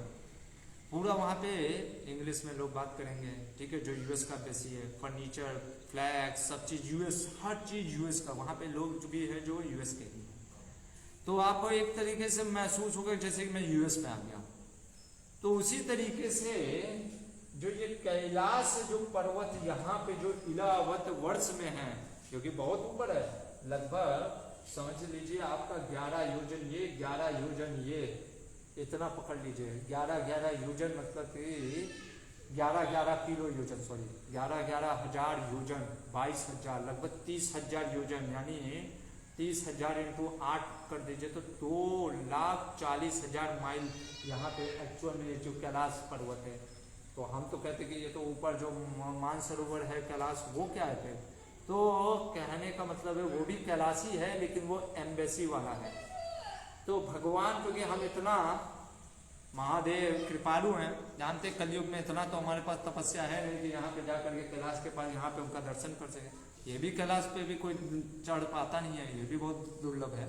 लेकिन वो समझना चाहिए वो जो कैलाश है और वो कैलाश, वो जो हम कैलाश बात कर रहे हैं वहाँ पे एक्चुअल में जो शिव जी का जो लोक है, भगवान का हर जगह कहीं कहीं, जैसे भगवान गोलोक में भी रहते हैं, भगवान वैकुंठ में भी रहते हैं, भगवान श्वेत द्वीप में भी हैं, भगवान क्षीर सागर में भी हैं, भगवान परमात्मा के रूप में हमारे। वैसे ही देवी देवताओं का भी अलग अलग क्वार्टर है। अरे हमारा ही देखते हैं, हम किसी से पूछो तो भैया कहाँ कहाँ आपका फ्लैट है, तो कहते हैं अरे नोएडा में है, दिल्ली में है, गुजरात में है, मलेशिया में है, सिंगापुर में है, अमेरिका में है। तो जब एक भौतिक व्यक्ति का इतना जगह फ्लैट हो सकता है तो भगवान का फ्लैट नहीं हो सकता है शिव जी का। तो इसलिए ये जो कैलाश है जो हम देखते हैं भारतवर्ष में वो एम्बेसी ठहरता है, ठीक है। तो इसलिए ये जो एक्चुअल जो जहाँ पे एक्चुअल इन द सेंस जो कैलाश है वो इलावत वर्ष में आता है। और यहाँ पे कैलाश पर्वत जहाँ पे, और फिर उत्तर की बात करते हैं तो उत्तर में त्रिशृंगा पर्वत और पहले कुमुद पर्वत, यहाँ पे कुमुद पर्वत है, ये कुमुद पर्वत हो गया। और कुमुद पर्वत में जो गार्डन है वो सर्वतोभद्र है, सर्वतोभद्र करके गार्डन है। और यहाँ पे जो पेड़ है वो किस चीज का है, तो यहाँ पे जो पेड़ है वो वृक्ष जो है वट वृक्ष बैंयन ट्री है। अच्छा, यहाँ पे जो लेक बहता है, यहाँ पे किस चीज का, प्योर वाटर का, शुद्ध पानी का जो लेक है, जब ये मिक्स होता है किससे, तो रिवर जो है वो किस चीज का बनता है, एक प्रकार से जो है रिवर प्योर वाटर से कई चीजें गिरती हैं। तो मिल्क का, दूध का, दही का, छाछ का यहाँ पे लेक बहता है, मतलब रिवर बहता है, ये चीज है। और प्योर वाटर का लेक है। और यहाँ पे जो दो पर्वतें बताई गई हैं, यहाँ पे अगर हम देखें तो दो पर्वत के नाम दिए हैं, एक त्रिशंगा पर्वत, एक दूसरा है मकर पर्वत, त्रिशंगकूट ये नाम आता है, और मकरकूट। ये इस तरीके से है इलावत वर्ष के बारे में सुखदेव गोस्वामी वर्णन करते हैं। और कहते हैं कि यहाँ पे जो रहते हैं ये लोग, ठीक है ना, उनके शरीर में ना तो किसी प्रकार की झुर्रियाँ आती हैं, ना तो कभी उनके बाल सफेद होते हैं, ना कभी पसीना आता है, ना बदबू आता शरीर से, ना ही किसी प्रकार का रोग होता है, ना किसी प्रकार का उनका बुढ़ापा आता है, और ना अनटाइमली किसी की डेथ होती है। एक प्रकार से ना कहीं वहाँ पे कोई ज़्यादा हीट, गर्मी या ज़्यादा क्या शीत अनुभव करते हैं। ये कहाँ की बात हो रही है, कोई स्वर्ग लोक या वैकुंठ की बात नहीं हो रही है, ये सिर्फ और सिर्फ जम्बू द्वीप के जो कि भूलोक का एक पार्ट है इलावत वर्ष में, उसकी बात की जा रही है कि वहाँ पे इन सब चीज़ों का कोई प्रकार से नहीं देखते। और कह रहे हैं कि इस जो ये एक प्रकार से अगर हम देखें ये इलावत वर्ष, तो यहाँ पे लगभग 20 जो ऐसे करके श्रृंखलाएं हैं, चोटियां हैं पर्वतों की, ये पर्वतों की ऐसे 20 चोटियां हैं, ऐसे बेल्ट हैं, ये घेरा बनाई हुई है पूरा इसको, इस इलावत वर्ष को। इनका नाम है केसाग्र चला माउंटेन, इनको कहते हैं केसाग्र चला पर्वत। ये आपका क्या है पूरा इलावत वर्ष का डिस्क्रिप्शन है। और सबके हाइट और विड्थ के बारे में वर्णन करते हैं। कहते हैं कि इनका जो हाइट और विड्थ है हरित कैलाश पर्वत का अगर ले लें तो कितना बोल रहे हैं, 2 किलो योजन है हाइट, 2 किलो योजन है विड्थ और लंबाई है 18 किलो योजन। कैलाश पर्वत ऐसे सारे जो ये सब पर्वत हैं। और कहते हैं कि इनकी जो हाइट है, ये सब जो पर्वतों की हाइट है, इनकी हाइट है 10 किलो योजन और विड्थ है 2 किलो योजन। अब ये जैसे सुमेरु पर्वत है, जैसे ये आपका सुमेरु पर्वत, इसको ऊपर से अगर देखें, ठीक है ना, ये सुमेरु पर्वत जो कि अगर आप देखें तो ऐसे कोन शेप का है और ऐसे बना हुआ है, ये सर्कल है, ठीक है। तो इसको अगर देखें ये सुमेरु पर्वत, तो यहाँ पे कौन रहते हैं, ठीक है। तो ये सुमेरु पर्वत बनाया, चलिए अब ये सुमेरु पर्वत के बीच में जो है, इस सुमेरु पर्वत के बीच में एक पुरी है, उस पुरी का नाम है ब्रह्मापुरी या मनोवती। ये ब्रह्मापुरी कहने का इसलिए अर्थ है यहाँ पे ब्रह्मा जी रहते हैं। तो आप कहेंगे प्रभु जी तो ब्रह्मलोक में कौन रहता है, हमने वही बताया कि ब्रह्मा जी भी एक ही जगह नहीं रहते हैं, उनके 3-4 जगह फ्लैट हैं। तो उसी तरीके से ब्रह्मपुरी करके ये सुमेरु पर्वत के ऊपर ब्रह्मा जी का बीच में टाउनशिप है।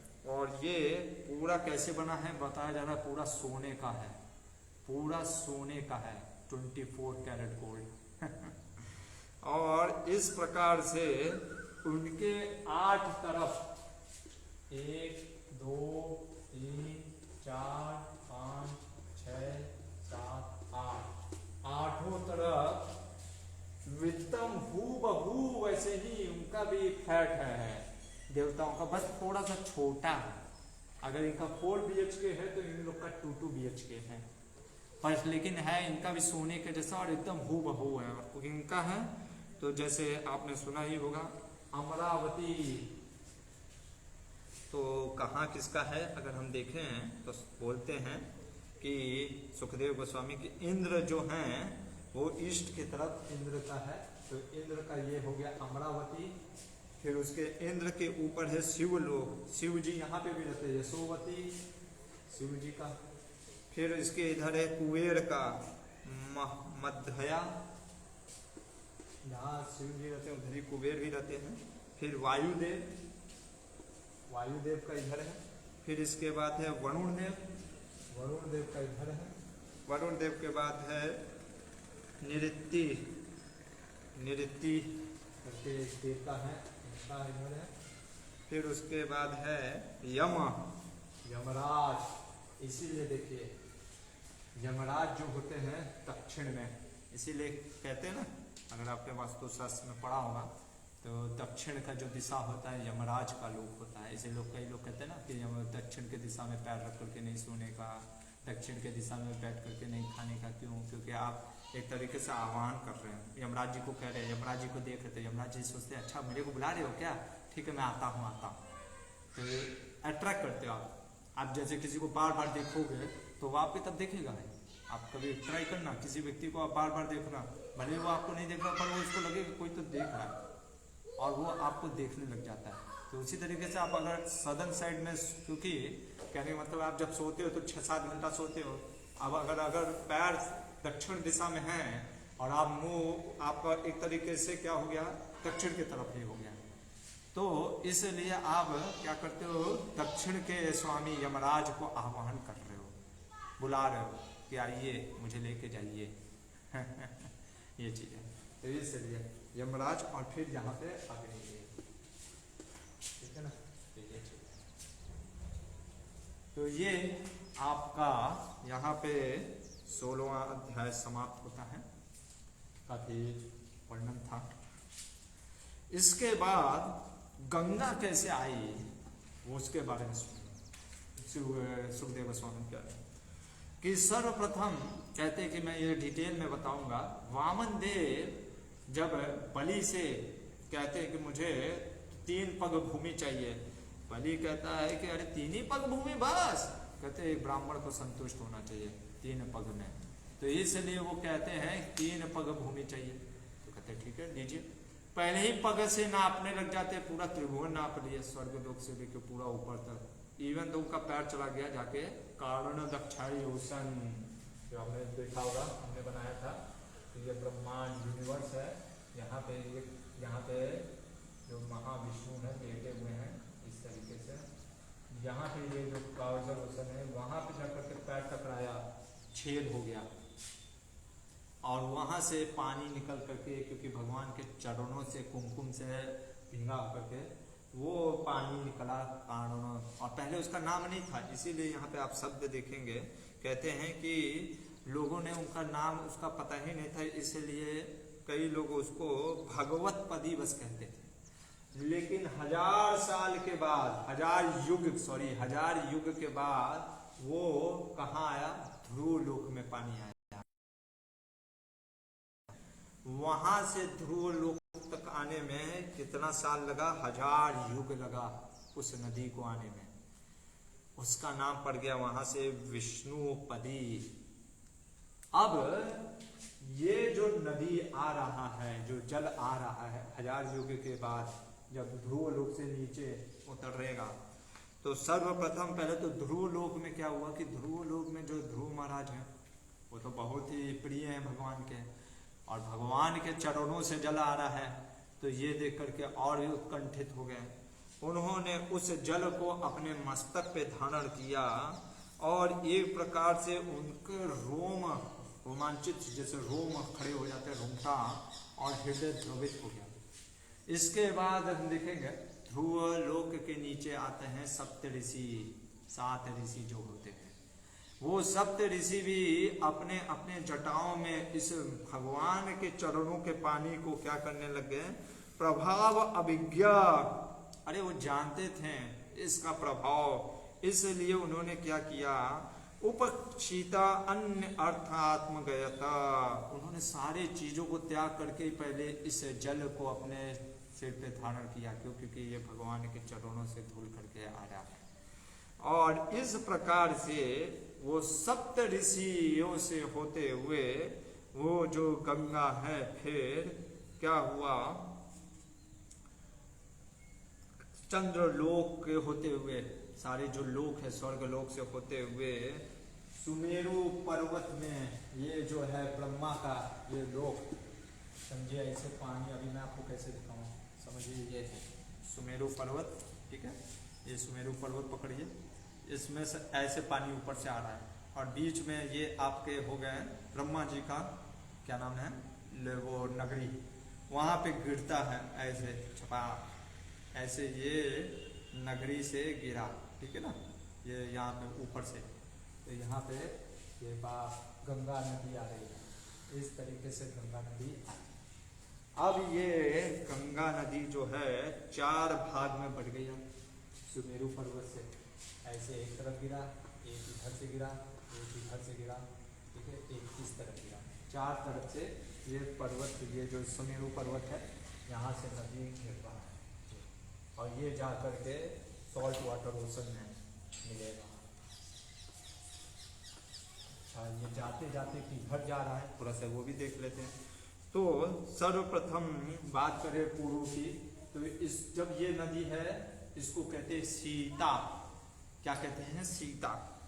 तो ब्रह्मापुरी से होते हुए कहाँ जाती है, जैसे ये ब्रह्मापुरी से गिरी, ये जो केसाग्रचल पर्वत है, पर्वतों के बीच में ही होकर के जाती है, केसाग्रचल होते हुए गंधमादन, ये जो हमने दिखाया था गंधमादन पर्वत, यहाँ से गिरते हुए गंधमादन पर्वत से गिरते हुए फिर कहाँ जाती है, इस वर्ष में आती है, भद्रस वर्ष में, और फिर ये जो समुद्र है सॉल्ट वाटर ओशन में मिल जाती है।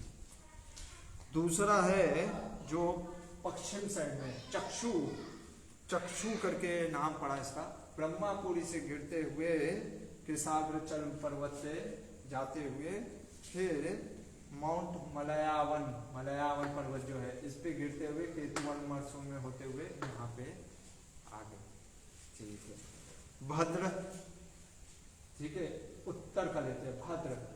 ब्रह्मापुरी से निकलते हुए फिर केसाग्रचल पर्वत पे होते हुए फिर नील पर्वत, ये जो नील पर्वत है इस पे होते हुए फिर आपका सोचिए रम्य पर्वत में नहीं गई, ये नील पर्वत से श्वेत पर्वत पे गई। आप कहेंगे ऐसे कैसे जंप मार दिया, ये दिखाने के लिए ये पर्वत ऐसे कनेक्टेड है। श्वेत वर्ग में गई, श्वेत वर्ग से फिर सिंहवन वर्ष गई, सिंहवन पर्वत में, फिर कुरु वर्ष में गई और फिर यहाँ से चली गई कहाँ, ये समुद्र तट पे बन गई। और दक्षिण भाग का नाम पड़ा अलकनंदा, इधर पड़ा अलकनंदा। अलकनंदा नाम जो नदी है, जो वही गंगा, वो सर्वप्रथम ब्रह्मपुरी से होते हुए केसाग्रचल पर्वत से होते हुए ये जो निषाद पर्वत है इस पे होते हुए हेमकूट, हेमकूट से होते हुए हिमालय, और हिमालय से होते हुए भारतवर्ष, और भारतवर्ष से होते हुए मिल गई आपका सॉल्ट वाटर ओशन में। कहते हैं इस गंगा के जल में जो स्नान करता है उसका प्रभाव क्या होता है, वो राजसु यज्ञ या अश्वमेध यज्ञ के बराबर इसका फल है। ये है गंगा में स्नान करने का। और कहते हैं कि ऐसे गंगा जो कि भगवान के चरणों से निकली आपको शुद्ध कर देती है। यहाँ पे गंगा का बताते हुए अब कहते हैं कि जो जम्बू द्वीप में जो 9 वर्ष हैं, यहाँ पे 3 चीज बता रहे हैं।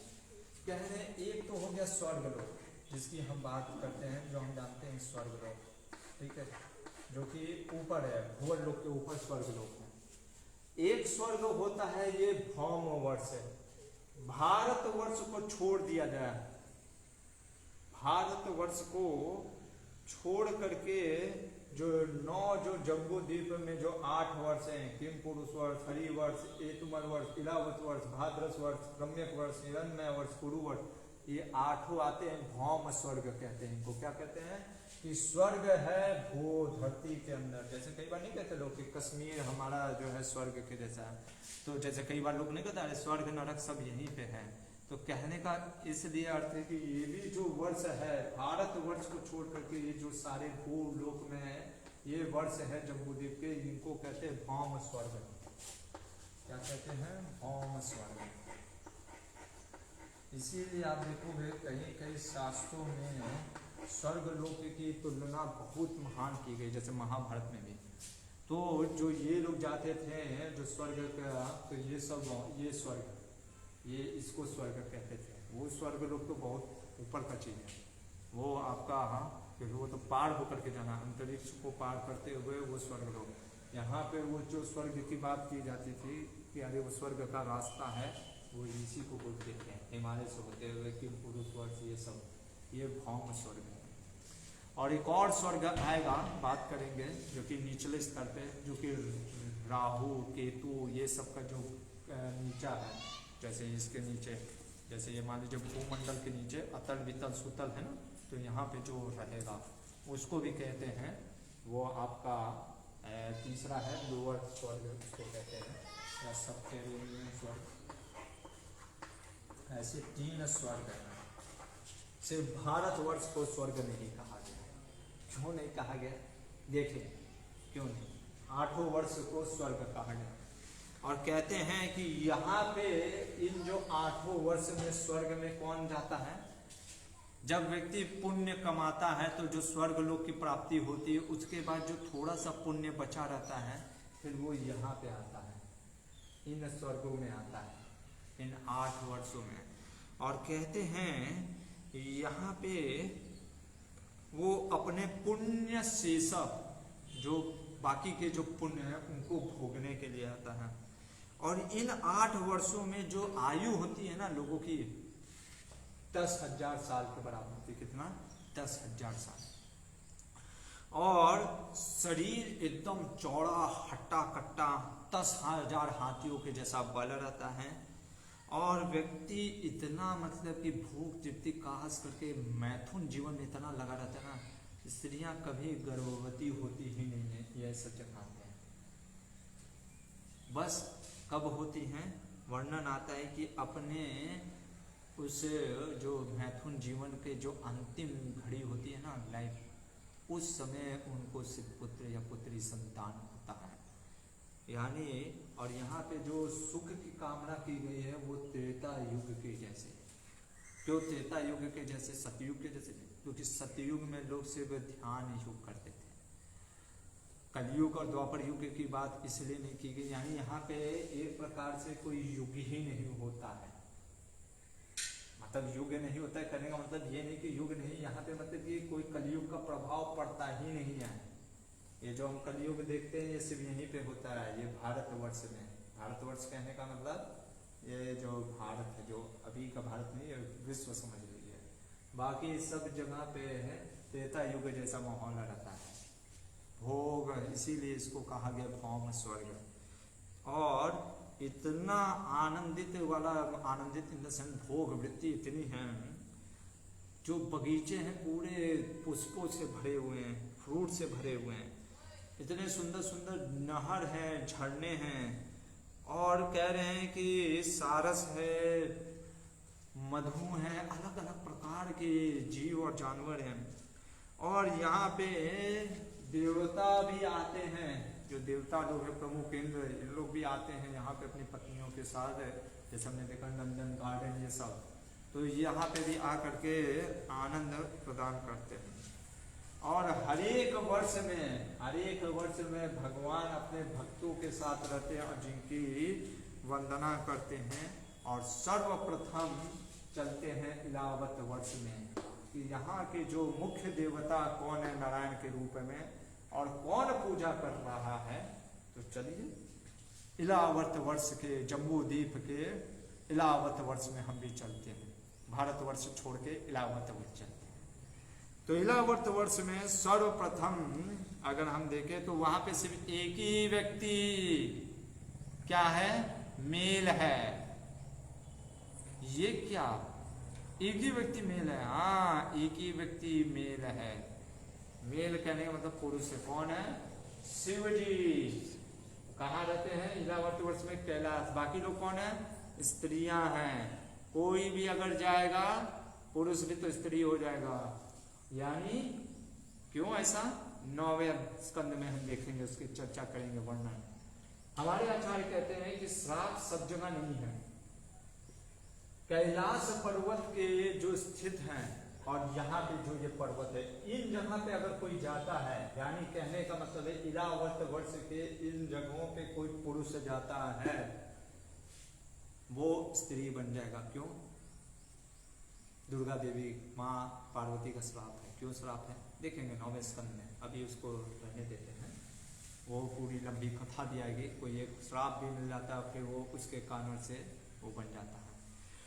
तो यहाँ पे भगवान शिव कितने 10 बिलियन, 1 बिलियन मतलब 100 करोड़, 10 बिलियन मतलब 1000 करोड़ दासियां जो हैं किनकी माँ पार्वती के, उनके साथ भगवान कैलाशपति शिव जी किसकी वंदना कर रहे हैं यहाँ पे?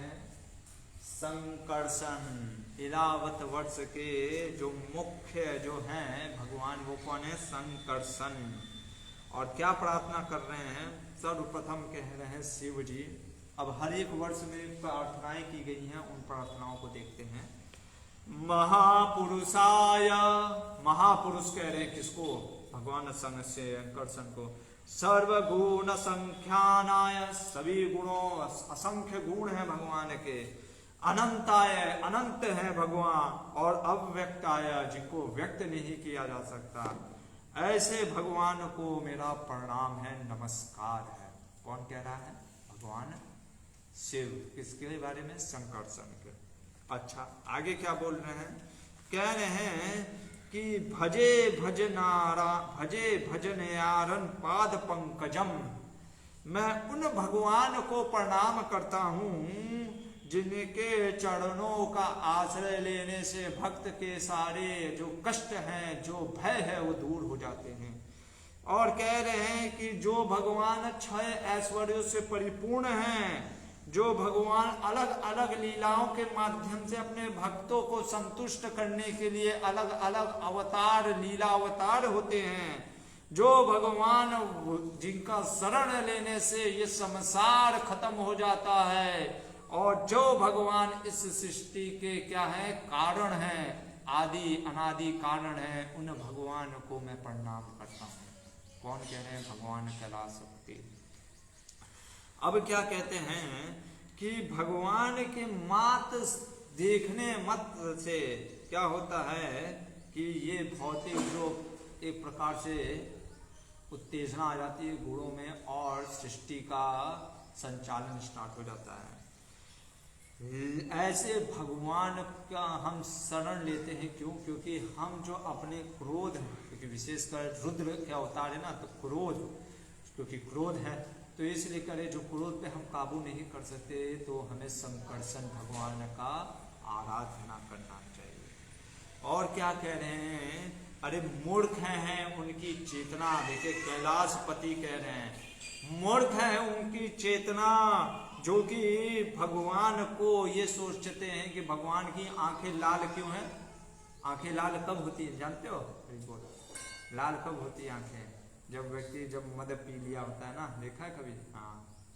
तो उस तरीके से हमारे जो भगवान की आंखें आप देखो कई बार लाल होते हैं, तो कुछ लोग कहते हैं कि अरे शायद भगवान पिए हुए हैं क्या, मद में चूर हैं क्या, नशे में। तो वैसा नहीं है। कहते हैं अरे वो मूर्ख हैं जो ये सोचते हैं भगवान की आंखें लाल हैं इसलिए क्योंकि वो क्रोध में है या पिए हुए नहीं। और कह रहे कि भगवान के जो टच है ना, अरे जब कालिया के फणों पे नाचे थे भगवान, नाग पत्नियों का अपने चरणों के स्पर्श देने के कारण एक प्रकार से वो लज्जा के मारे, क्योंकि भगवान का चरण पड़ गया उनके मस्तक पे, तो वो लज्जित हो गए। क्यों लज्जित हो गए? लज्जा से, क्योंकि इतना अट्रैक्टिव हो गया था उनका मन, उनकी तरफ भाग रहा था भगवान की तरफ, कि इसलिए वो लज्जा के मारे उनका वर्शिप भी नहीं कर पाते। आगे कहते हैं कि ये ही भगवान है, भगवान जो आपकी कृपा से ही क्रिएशन, मेंटेनेंस और डिस्ट्रक्शन हो रहा है। आप अनंतम हैं, आप ही शेष नाग के रूप में इस पूरे त्रिभुवन को धारण किए अपने फणों में। और ऐसा नहीं, कई बार लोग फोटो दिखाते हैं कि भगवान ऐसे पृथ्वी को धारण किए हुए हैं और ऐसे झुके हुए हैं पूरे ब्रह्मांड को, अरे थक गए। नहीं, जैसे एक सांपो जो अनंत शेष ने इस ब्रह्मांड को धारण किया, अनंत ब्रह्मांड को अपने अपने एक एक फणों में, वो कैसे धारण किया? जैसे लग रहा है कि कोई मस्टर्ड सीड यानी जो राई का दाना या सरसों का दाना जैसे सिर पे रखे। सरसों का दाना उठाने में ताकत है क्या? नहीं। सोचिए, वो वैसे धारण किए हैं।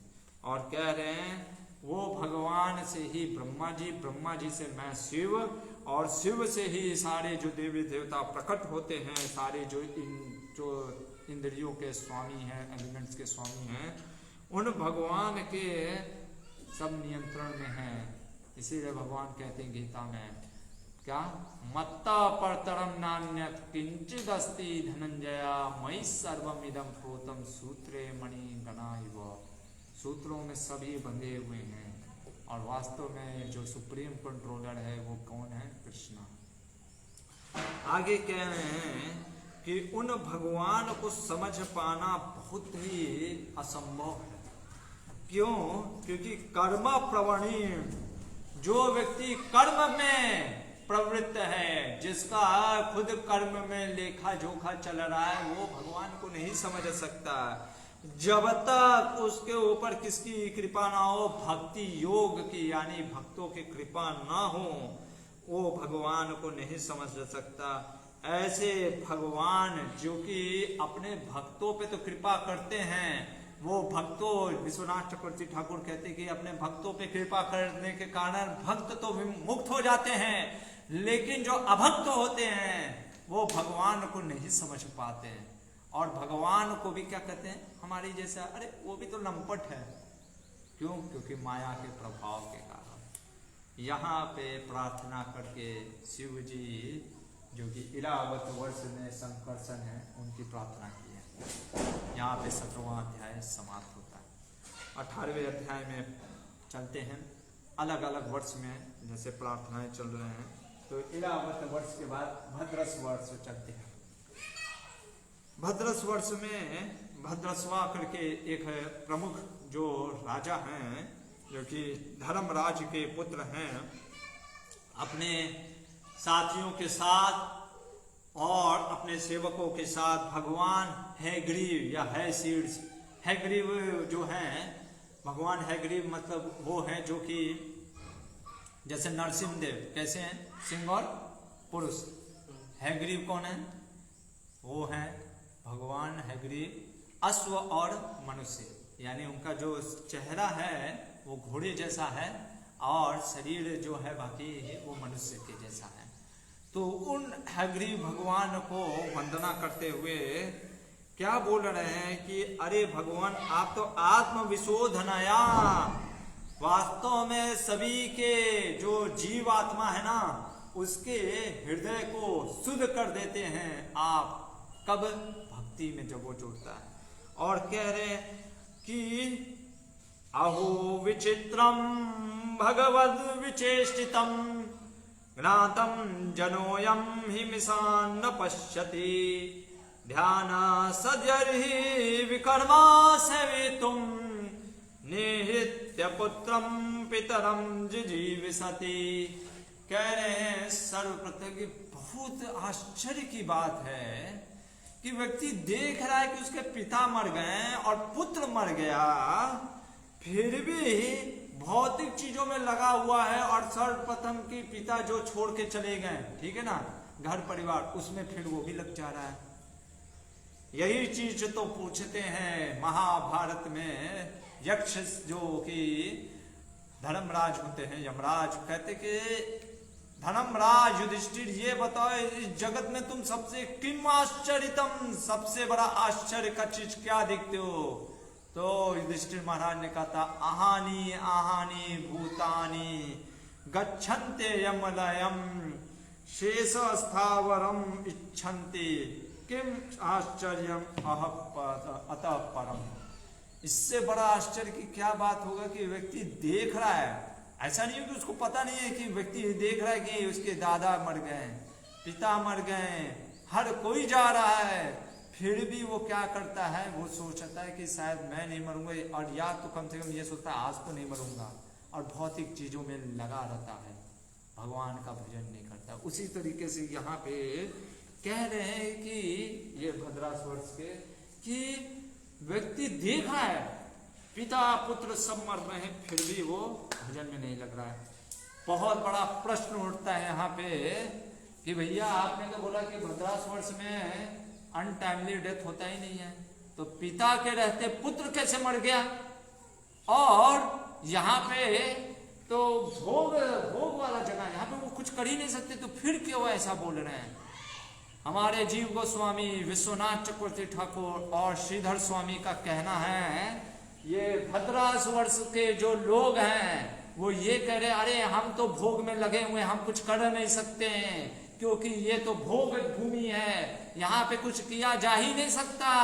लेकिन ये तो भारत वर्ष है जहाँ पे भगवान का भजन कर सकता है व्यक्ति, और भगवान को वैकुंठपति को प्राप्त कर सकता है, फिर भी वैकुंठ का मार्ग प्राप्त कर सकता है इसी जीवन में। फिर भी देखता है कि क्या होता है, पिता चले गए, पुत्र चले गए, फिर भी भोग को नहीं छोड़ता है, भगवान का भजन नहीं करता है। भजन कर सकता है लेकिन फिर भी नहीं करता।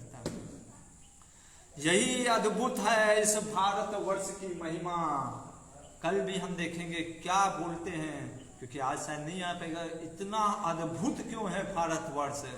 ये हमको कई बार लगा होगा कि अरे प्रभु जी काश यहाँ चले गए तो क्या मजे है, यहाँ पे एकदम आम का जूस मिल रहा है, हनी का जूस है, पूरा छाछ का जूस है, शुगर केन का जूस है, आनंद ही आनंद है, मौज है पूरा। हो सकता है कई लोग सोचते होंगे कि अरे अच्छा है यहाँ पे, लेकिन जो भारत वर्ष में है ना वो इस पूरे वर्ष में नहीं है। वो चीज हम देखेंगे स्वयं ब्रह्मा शिव और देवता क्या कहेंगे। तो इसलिए यहाँ पे भद्रास वर्ष के जो भद्रस्वा हैं वो कह रहे कि अरे बहुत दुर्भाग्य की बात है कि वैकुंठ प्राप्त हो सकता है फिर भी वैकुंठ नहीं लेता है। यही हमारे विश्वनाथ चक्रवर्ती ठाकुर और आचार्य कहते हैं। और कह रहे हैं कि कोई प्रश्न कर सकता है कि चलिए ये हो सकता है यहाँ पे इग्नोरेंट लोग होंगे, मूर्ख लोग होंगे जो ये समझ नहीं पा रहे होंगे। हम जैसे विद्वान, हम जो कि शास्त्रों के ज्ञानकार हैं, हमको समझ में आ गया होगा। क्या कह रहे हैं सुनिए, हम लोगों के लिए भी क्या कहते हैं। वदन्ति विश्वम कवयस्मनेश्वरम पश्यन्ति छाद्यात्मविदो विपश्चिता तथापि मुह्यन्ति तव मायया सुविस्मितम कृत्यमजम अनंतो स्मितम। कह रहे हैं अरे जो अध्यात्म योग में लगे हुए जो पंडित हैं, ज्ञानी हैं, जो कि बड़ी बड़ी बातें बोलते हैं और जो ये जानते हैं कि ये जगत जो है टेम्पररी है, जो ये शास्त्रों से जानते हैं, जैसे हम लोग प्रचार करते हैं कि ये जगत टेम्पररी है, फिर भी ऐसे विद्वान पंडित भी कई बार माया के प्रभाव के आ जाने के कारण जो इस भौतिक जगत का जो सुख है ना उसमें फंस जाते हैं। और कह रहे हैं कि तथापि मुह्यन्ति तवजा माया, अरे उन माया के प्रभाव के कारण देखिए इतनी भगवान की माया प्रभावशाली है कि शास्त्रों का ज्ञान रखते हुए भी व्यक्ति कई बार फंस जाता है। ऐसा नहीं सोचना चाहिए। इसीलिए शास्त्र खास करके श्रीमद् भागवतम आप देखेंगे बड़े बड़े व्यक्ति माया के प्रभाव में पड़ गए। इसीलिए भगवान कहते हैं देवी हिषा गुणमयी मम माया दुरत्य। हमारे श्रील प्रभुपाद जी कहते थे 16 माला का जप अगर प्रतिदिन कोई ध्यान पूर्वक नहीं कर रहा है समझो वो माया में गिरा हुआ। और कब बस वो मैनिफेस्ट होगा फॉल डाउन का, वो बस मैनिफेस्ट होना है। ये है प्रभाव माया का, बहुत ही भयंकर है माया का एक प्रकार से इसको पार पाना। आगे कह रहे हैं तो कोई कह सकता है कि भगवान कह सकते हैं यानी मेरी गलती है, मैं विद्वानों को गिरा देना हूं माया में, तो क्या मेरी गलती है क्या? ये कहते नहीं नहीं नहीं नहीं, अरे भगवान ये आपकी कोई गलती नहीं है, ये तो वास्तव में आप तो आपकी अचिंत्य शक्ति है।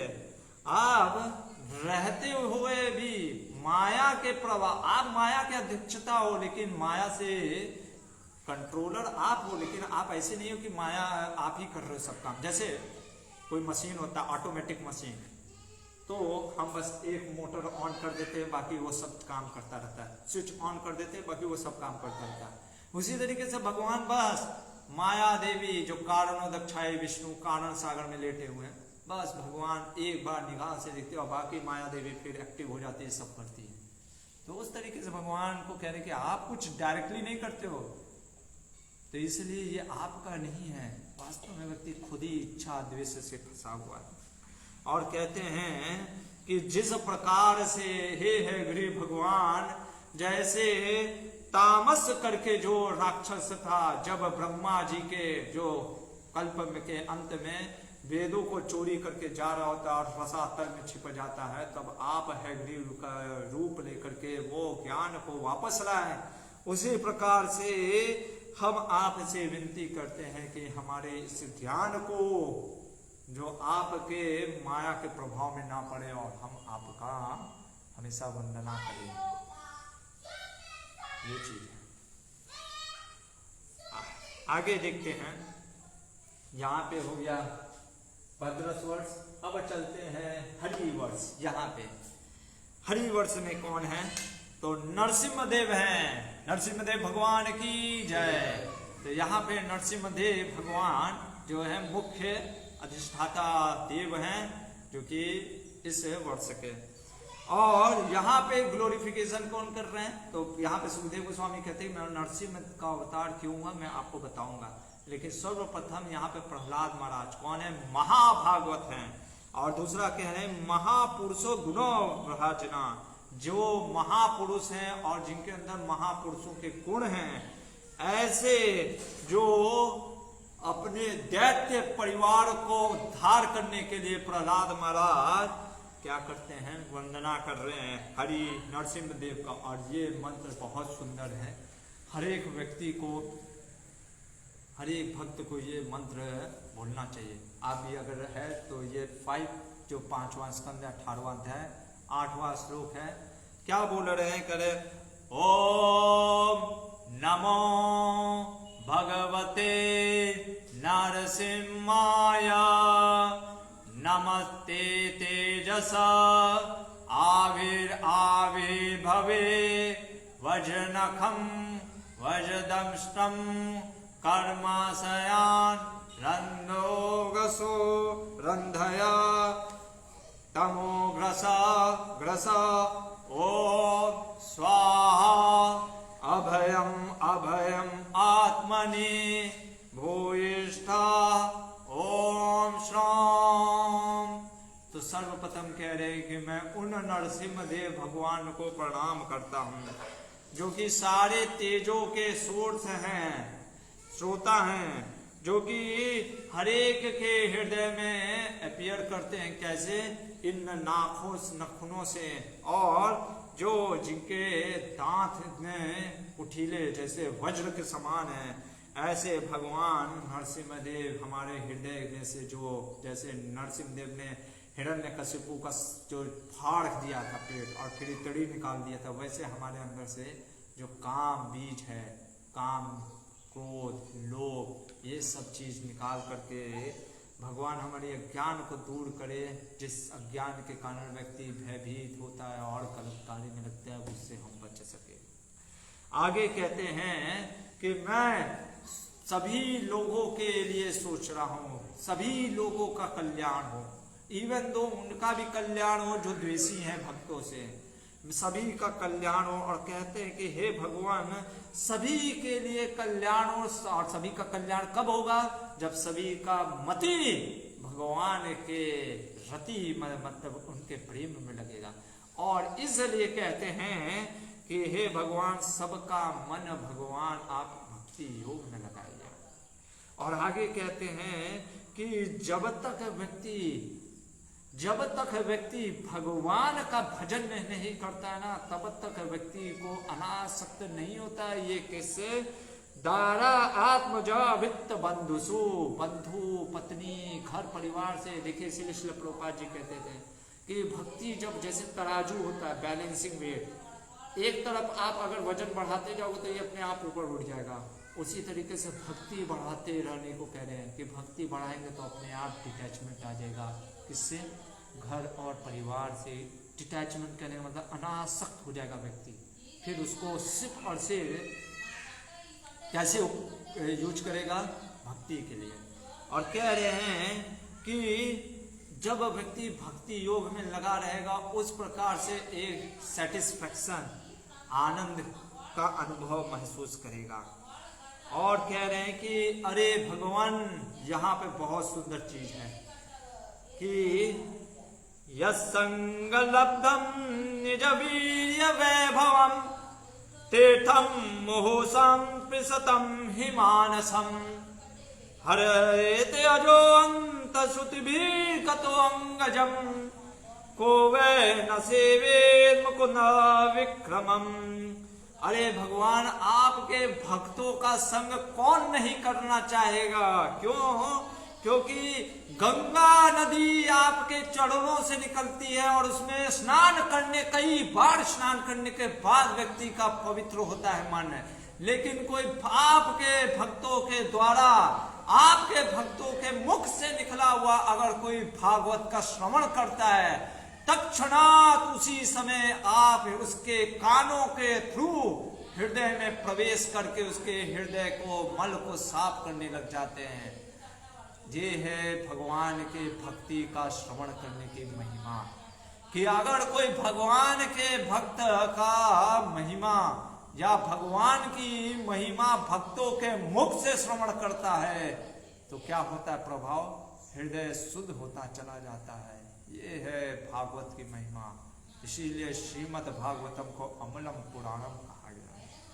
और कह रहे हैं आगे कि भगवान के ऐसे भक्तों के अंदर गुण देखिए, कहते हैं यस्यास्ति भक्ति भगवते अकिंचना सर्वे गुण तत्समासते सुरा हराव भक्तस्य कुतो महद्गुणा मनोरथेना सति धावतो बहि। कई बार लोग कहते हैं ना, अरे वो लड़का इतना अच्छा था, वो व्यक्ति इतना अच्छा था, फिर आज ऐसी कैसे चेंज हो गया। यहाँ पे नरसिंह देव के प्रार्थना में कह रहे हैं प्रहलाद महाराज, अरे जो व्यक्ति भगवान हरि का भक्त नहीं है उसका मन कभी भी बदल सकता है। कौन है, दसम स्कंद में कंस को देखेंगे। इसीलिए जो हरि का भक्त नहीं हो, क्या है, मन के रथ पे चल रहा है ना, उसका मन कहाँ लेकर के जाएगा कोई नहीं जानता। इसलिए ऐसे मन के रथ पे रहने वाले उनका अगर हम सोचेंगे कि आश्रय लेंगे कि अरे वो हमारा अच्छा करेंगे, अरे वो अपना ही अच्छा नहीं कर पाएंगे तो आपका क्या अच्छा करेंगे। इसलिए यहाँ पे कह रहे हैं कि ऐसे मनोरथे ना सती, जो अभक्त है भगवान के वो मन के रथ पे चल रहे हैं। आगे कहते हैं कि हे हरि भगवान, यहाँ पे कोई सुख नहीं है, इस गृहस्थ ये घर साशक्ति में कोई सुख नहीं है। जब तक अगर कोई सोचता है कि मैं तो घर परिवार अच्छे कार्य कर रहा हूँ, तो कहते हैं इसमें कोई सुख नहीं है, कोई भी सुख नहीं है। ये बस माया के प्रभाव से ऐसा लग रहा है कि सुख है, पर वास्तव में कोई सुख नहीं है। और कहते हैं इसलिए हे नरसिंह देव, मैं आपके चरणों का आश्रय लेना चाहता हूं, जिससे कि अकुतो भयम, हम भय से मुक्त हो जाएं, और राग विषाद मन्यो मान स्पृहा दैन्य, इन सब प्रकार के राग द्वेष क्रोध लोभ से ऊपर उठ जाएं। इस प्रकार से आप हमारे इस संसार से हम बच जाए। ऐसा अपने दैत्यों और सभी को कह रहे हैं कि भगवान का आश्रय लेना चाहिए। कहाँ पे, हरिवर्ष में नरसिंह देव से प्रार्थना कर रहे हैं प्रहलाद महाराज। चलते हैं आगे, केतुमल वर्ष, तो हरिवर्ष हो गया। अब यहाँ पे केतुमल वर्ष, इलावत वर्ष देखे, संकर्षण भगवान की प्रार्थना किए शिव जी। भद्रस वर्ष में प्रार्थना किए हमारे भद्रस्वा ने उनको हैग्रीव को। हरिवर्ष में प्रहलाद महाराज ने नरसिंह देव का। केतुमल वर्ष का में अब कौन प्रार्थना कर रहे हैं, तो केतुमल में वर्ष में लक्ष्मी जी प्रार्थना कर रही हैं, जो भगवान नारायण कामदेव के रूप में।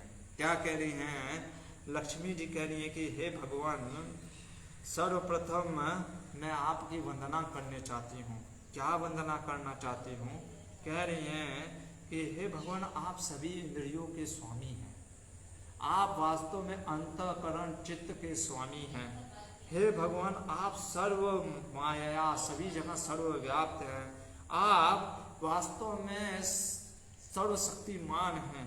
और कह रहे हैं कि जो भी स्त्रियां जो सोचती हैं आप से पूजा करती हैं और कहती हैं कि भगवान हमें ऐसा पति चाहिए, ऐसा वर चाहिए, वास्तव में माया ने उनकी बुद्धि हर ली। क्यों, ऐसा क्यों कह रही है लक्ष्मी जी, तो लक्ष्मी जी कह रही है, अरे कौन ऐसा पति होगा आपके सिवा जो उसको अभय प्रदान कर सकता है। कैसे नहीं दे सकता, क्योंकि वो खुद ही उसको अभय नहीं है, तो वो आपको कैसे अभय दे सकता है। अरे खुद ही व्यक्ति जन्म मृत्यु के चक्कर में पड़ा हुआ है, वो किसी दूसरे को जन्म मृत्यु के चक्कर से कैसे निकाल सकता है। इसलिए कहते वो अभागिन है। फिर भी कहती है लेकिन फिर भी ठीक है, तो क्योंकि वो आपके पास आई हैं, आपका आश्रय ली हैं, और वास्तव में भगवान आप ही जो है सभी को अभय प्रदान करने वाले हैं।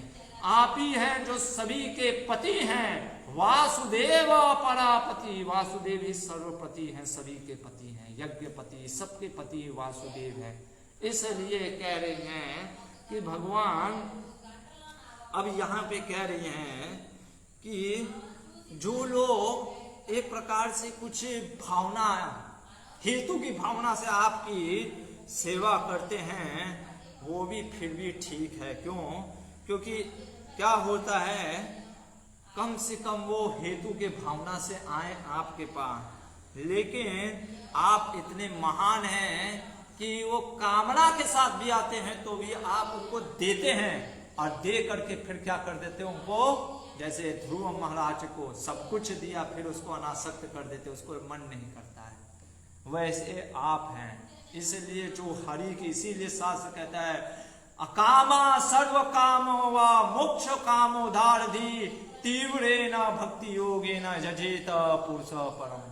अरे कामना है या नहीं है, या सभी कामनाओं के साथ, या मोक्ष की कामना हो, फिर भी हरि का, विष्णु का या नारायण कृष्ण का शरण लेना चाहिए। क्यों? क्योंकि वो कृष्ण का जब हम शरण लेते हैं ना, कामनाओं के साथ भी भगवान हमें शुद्ध कर देते हैं। ये भगवान की महिमा। और कहते हैं कि भगवान जो आपको छोड़ करके मेरी सिर्फ उपासना करते हैं, अरे ब्रह्मा शिव इत्यादि देवी देवता मुझे पाना चाहते हैं, लेकिन जो आपका चरण छोड़ देता है उसके पास में नहीं जाते। हमने देखा था महाभारत में, मैंने आपको बताया भी था, लक्ष्मी कहाँ नित्य निवास करती है। यहाँ पे हमारे आचार्य कहते हैं कि फिर कोई कहेगा अरे भाई हम तो बहुत से लोग को देखते हैं जो विष्णु नारायण को नहीं मानते फिर भी धनी है, तो कहती हैं लक्ष्मी जी वो मैं नहीं देती, फिर कौन देता है? वो माया देवी, दुर्गा देवी देती हैं। कैसे देती हैं? उस व्यक्ति को उसके कर्म के अनुसार देती हैं, मैं नहीं देती। मैं तो जहां आप रहते हैं वहां मैं रहती हूं। लक्ष्मी जी कहते हैं मैं आपके चरण को कभी छोड़ती नहीं हूं, तो आपका कोई चरण छोड़ दिया तो फिर मैं वहां पे कैसे रह सकती हूं? तो यानी जिसको भी ये धन की प्राप्ति होती है ना, जो ये सोचता है कि अरे हम तो नारायण के बगैर धन प्राप्त कर लेते, वो उसके सिर्फ कर्मों का फल है, और जिस दिन कर्म का फल खत्म होगा पैसा गायब हो जाएगा। हरे कृष्ण। और अब अपने बारे में कह रही लक्ष्मी जी, लक्ष्मी जी कह रही कि भगवान आपने मुझे भी धोखा दिया। भगवान कहेंगे अरे मैंने तुमको क्या धोखा दिया? आपने अपना हाथ जैसे भक्तों के चरण सर पे रखते, मैंने देखा था प्रहलाद के हाथ सर पे आपने हाथ रखा था, मैं कई बार देखी हूँ आप अपने भक्तों के सर पे हाथ रखते, मेरे ऊपर हाथ नहीं रखते। लक्ष्मी जी के ऐसा कहने पर भगवान कहे अरे मैंने तुमको अपने हृदय में रखा है, ये देखो शिवस्तम चिन्ह। लोग मुझे कहते कि श्री को अपने धारण किए चिन्ह, कितना जोरू का गुलाम है। भगवान वो तो मैं ही समझती हूँ, मैं आपके, अरे आपके रूप को, आपके लीला को कोई नहीं समझ सकता, मैं भी नहीं समझ सकती। ये तो दिखावा है। ऐसा दिखावा? अरे कोई नहीं कहता ये दिखावा है। कहते नहीं भगवान यही तो छल है आपका। कैसा छल है?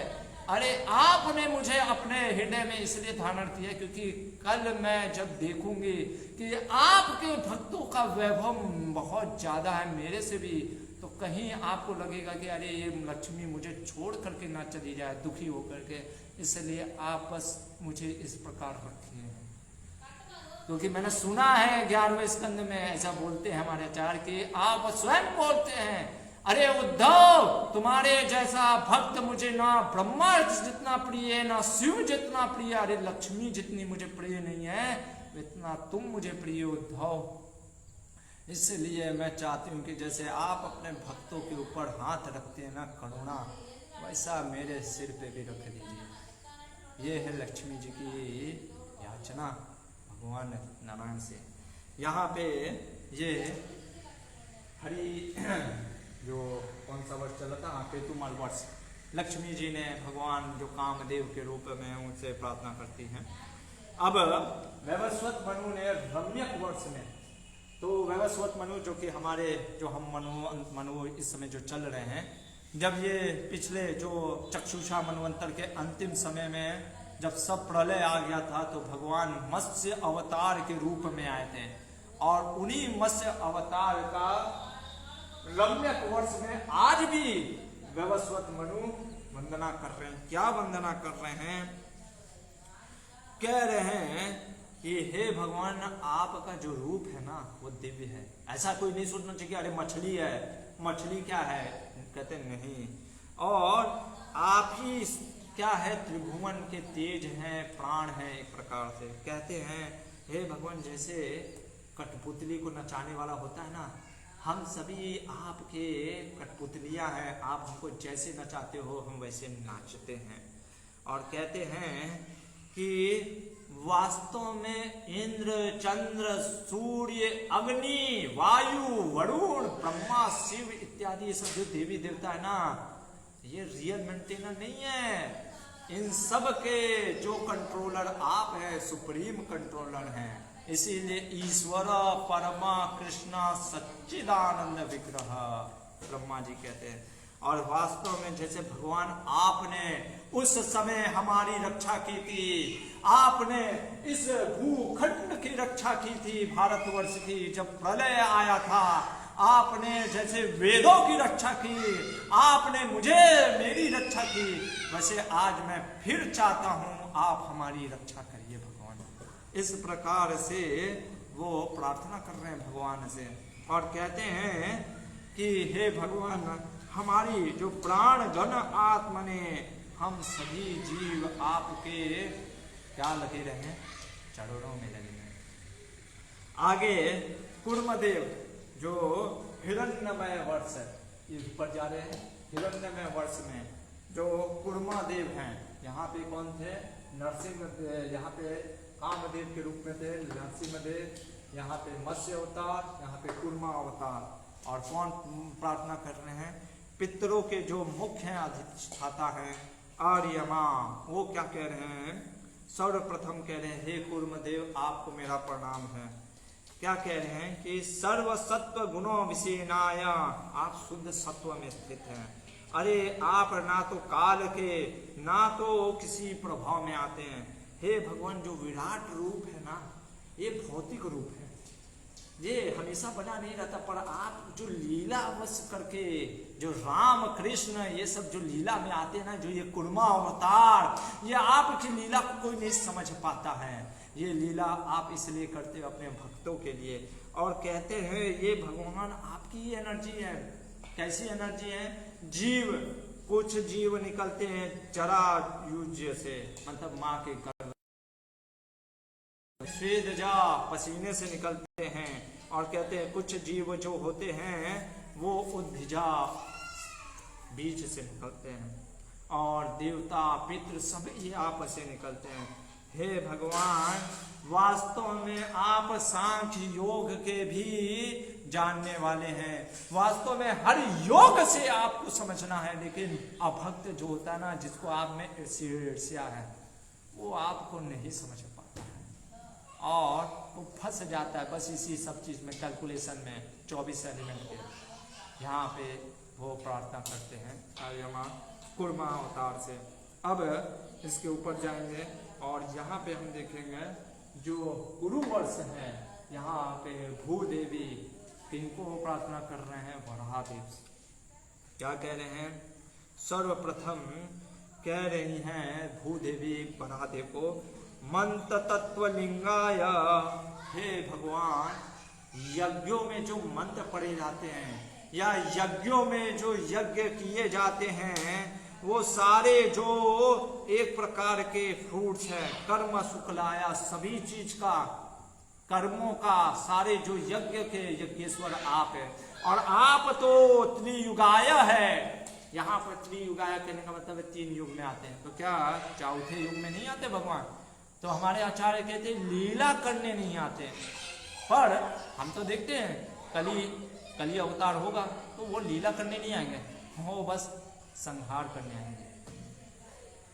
और महाप्रभु जो हैं वो छन्न अवतार हैं, महाप्रभु छन्न अवतार है भगवान, वो महाप्रभु, वो छन्न अवतार महाप्रभु क्या करने आते हैं, वो हमें हरि नाम, हरे कृष्णा कृष्ण कृष्ण हरे हरे, हरे राम राम राम हरे हरे। वो हरि नाम के माध्यम से हमको कृष्ण प्रेम देने आए और छन्न अवतार है। इसीलिए कलयुग में महाप्रभु का आश्रय लेने वाले, उनको कहा गया सुमेधसा है, बहुत विद्वान है, बुद्धिमान है, पर हर कोई नहीं मिल पाता। इसलिए यहाँ पे कह रहे हैं। और अब कह रहे हैं कि भगवान जैसे यज्ञों में जो लकड़ी होती है जिसको घर्षण करके ब्राह्मण आग निकालते हैं, वैसे कोई कितनों वेदों शास्त्र को घर्षण करे आपका प्रकट नहीं होगा। कब प्रकट होगा? जब वो नाम को, आपके श्रवण महिमा को सुनता है। इसीलिए हरे कृष्णा कृष्णा कृष्णा हरे हरे, हरे राम राम राम हरे हरे, हरे कृष्णा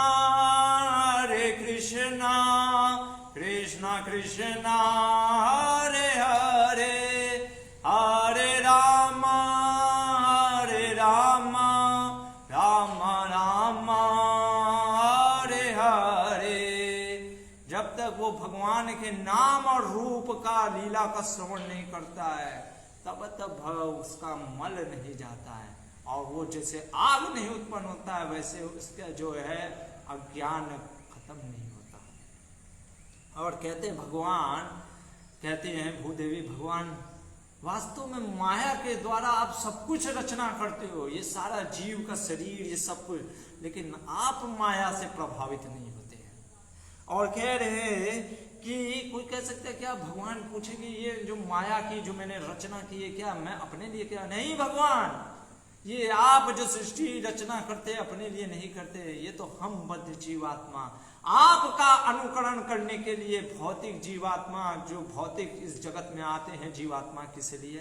द्वेष, इच्छा द्वेष समुत्थेन दंड मोहेन भारता, इन कारणों के वजह से व्यक्ति इस भौतिक जगत में आता है। और कहते हैं भूदेवी कि हे आदि शुकर, मैं आपको प्रणाम करती हूँ। किस प्रकार आपने हिरण्याक्ष का वध किया था, और हिरण्याक्ष का वध करके फिर मुझे इस गर्भोधक सागर में जो डुबो रहा था, वो हिरण्याक्ष को वध करके मुझे फिर से तारा। मैं आपकी वंदना करती हूँ। ऐसे भगवान का वंदना करते हुए कुरु वर्ष का समाप्त होता, और अब बच गया किम पुरुष वर्ष और भारतवर्ष। अद्भुत है भारतवर्ष। क्यों है अद्भुत भारतवर्ष? ऐसा क्या चीज है भारतवर्ष में जो देवी देवता भी आना चाहते हैं? आखिर क्यों है ये भारतवर्ष महान?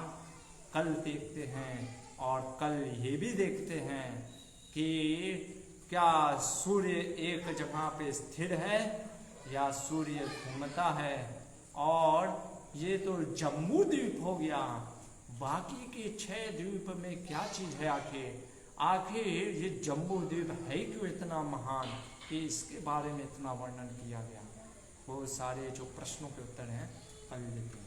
हरे कृष्णा ग्रंथराज श्रीमद् भागवतम की जय, श्रील प्रभुपाद की जय।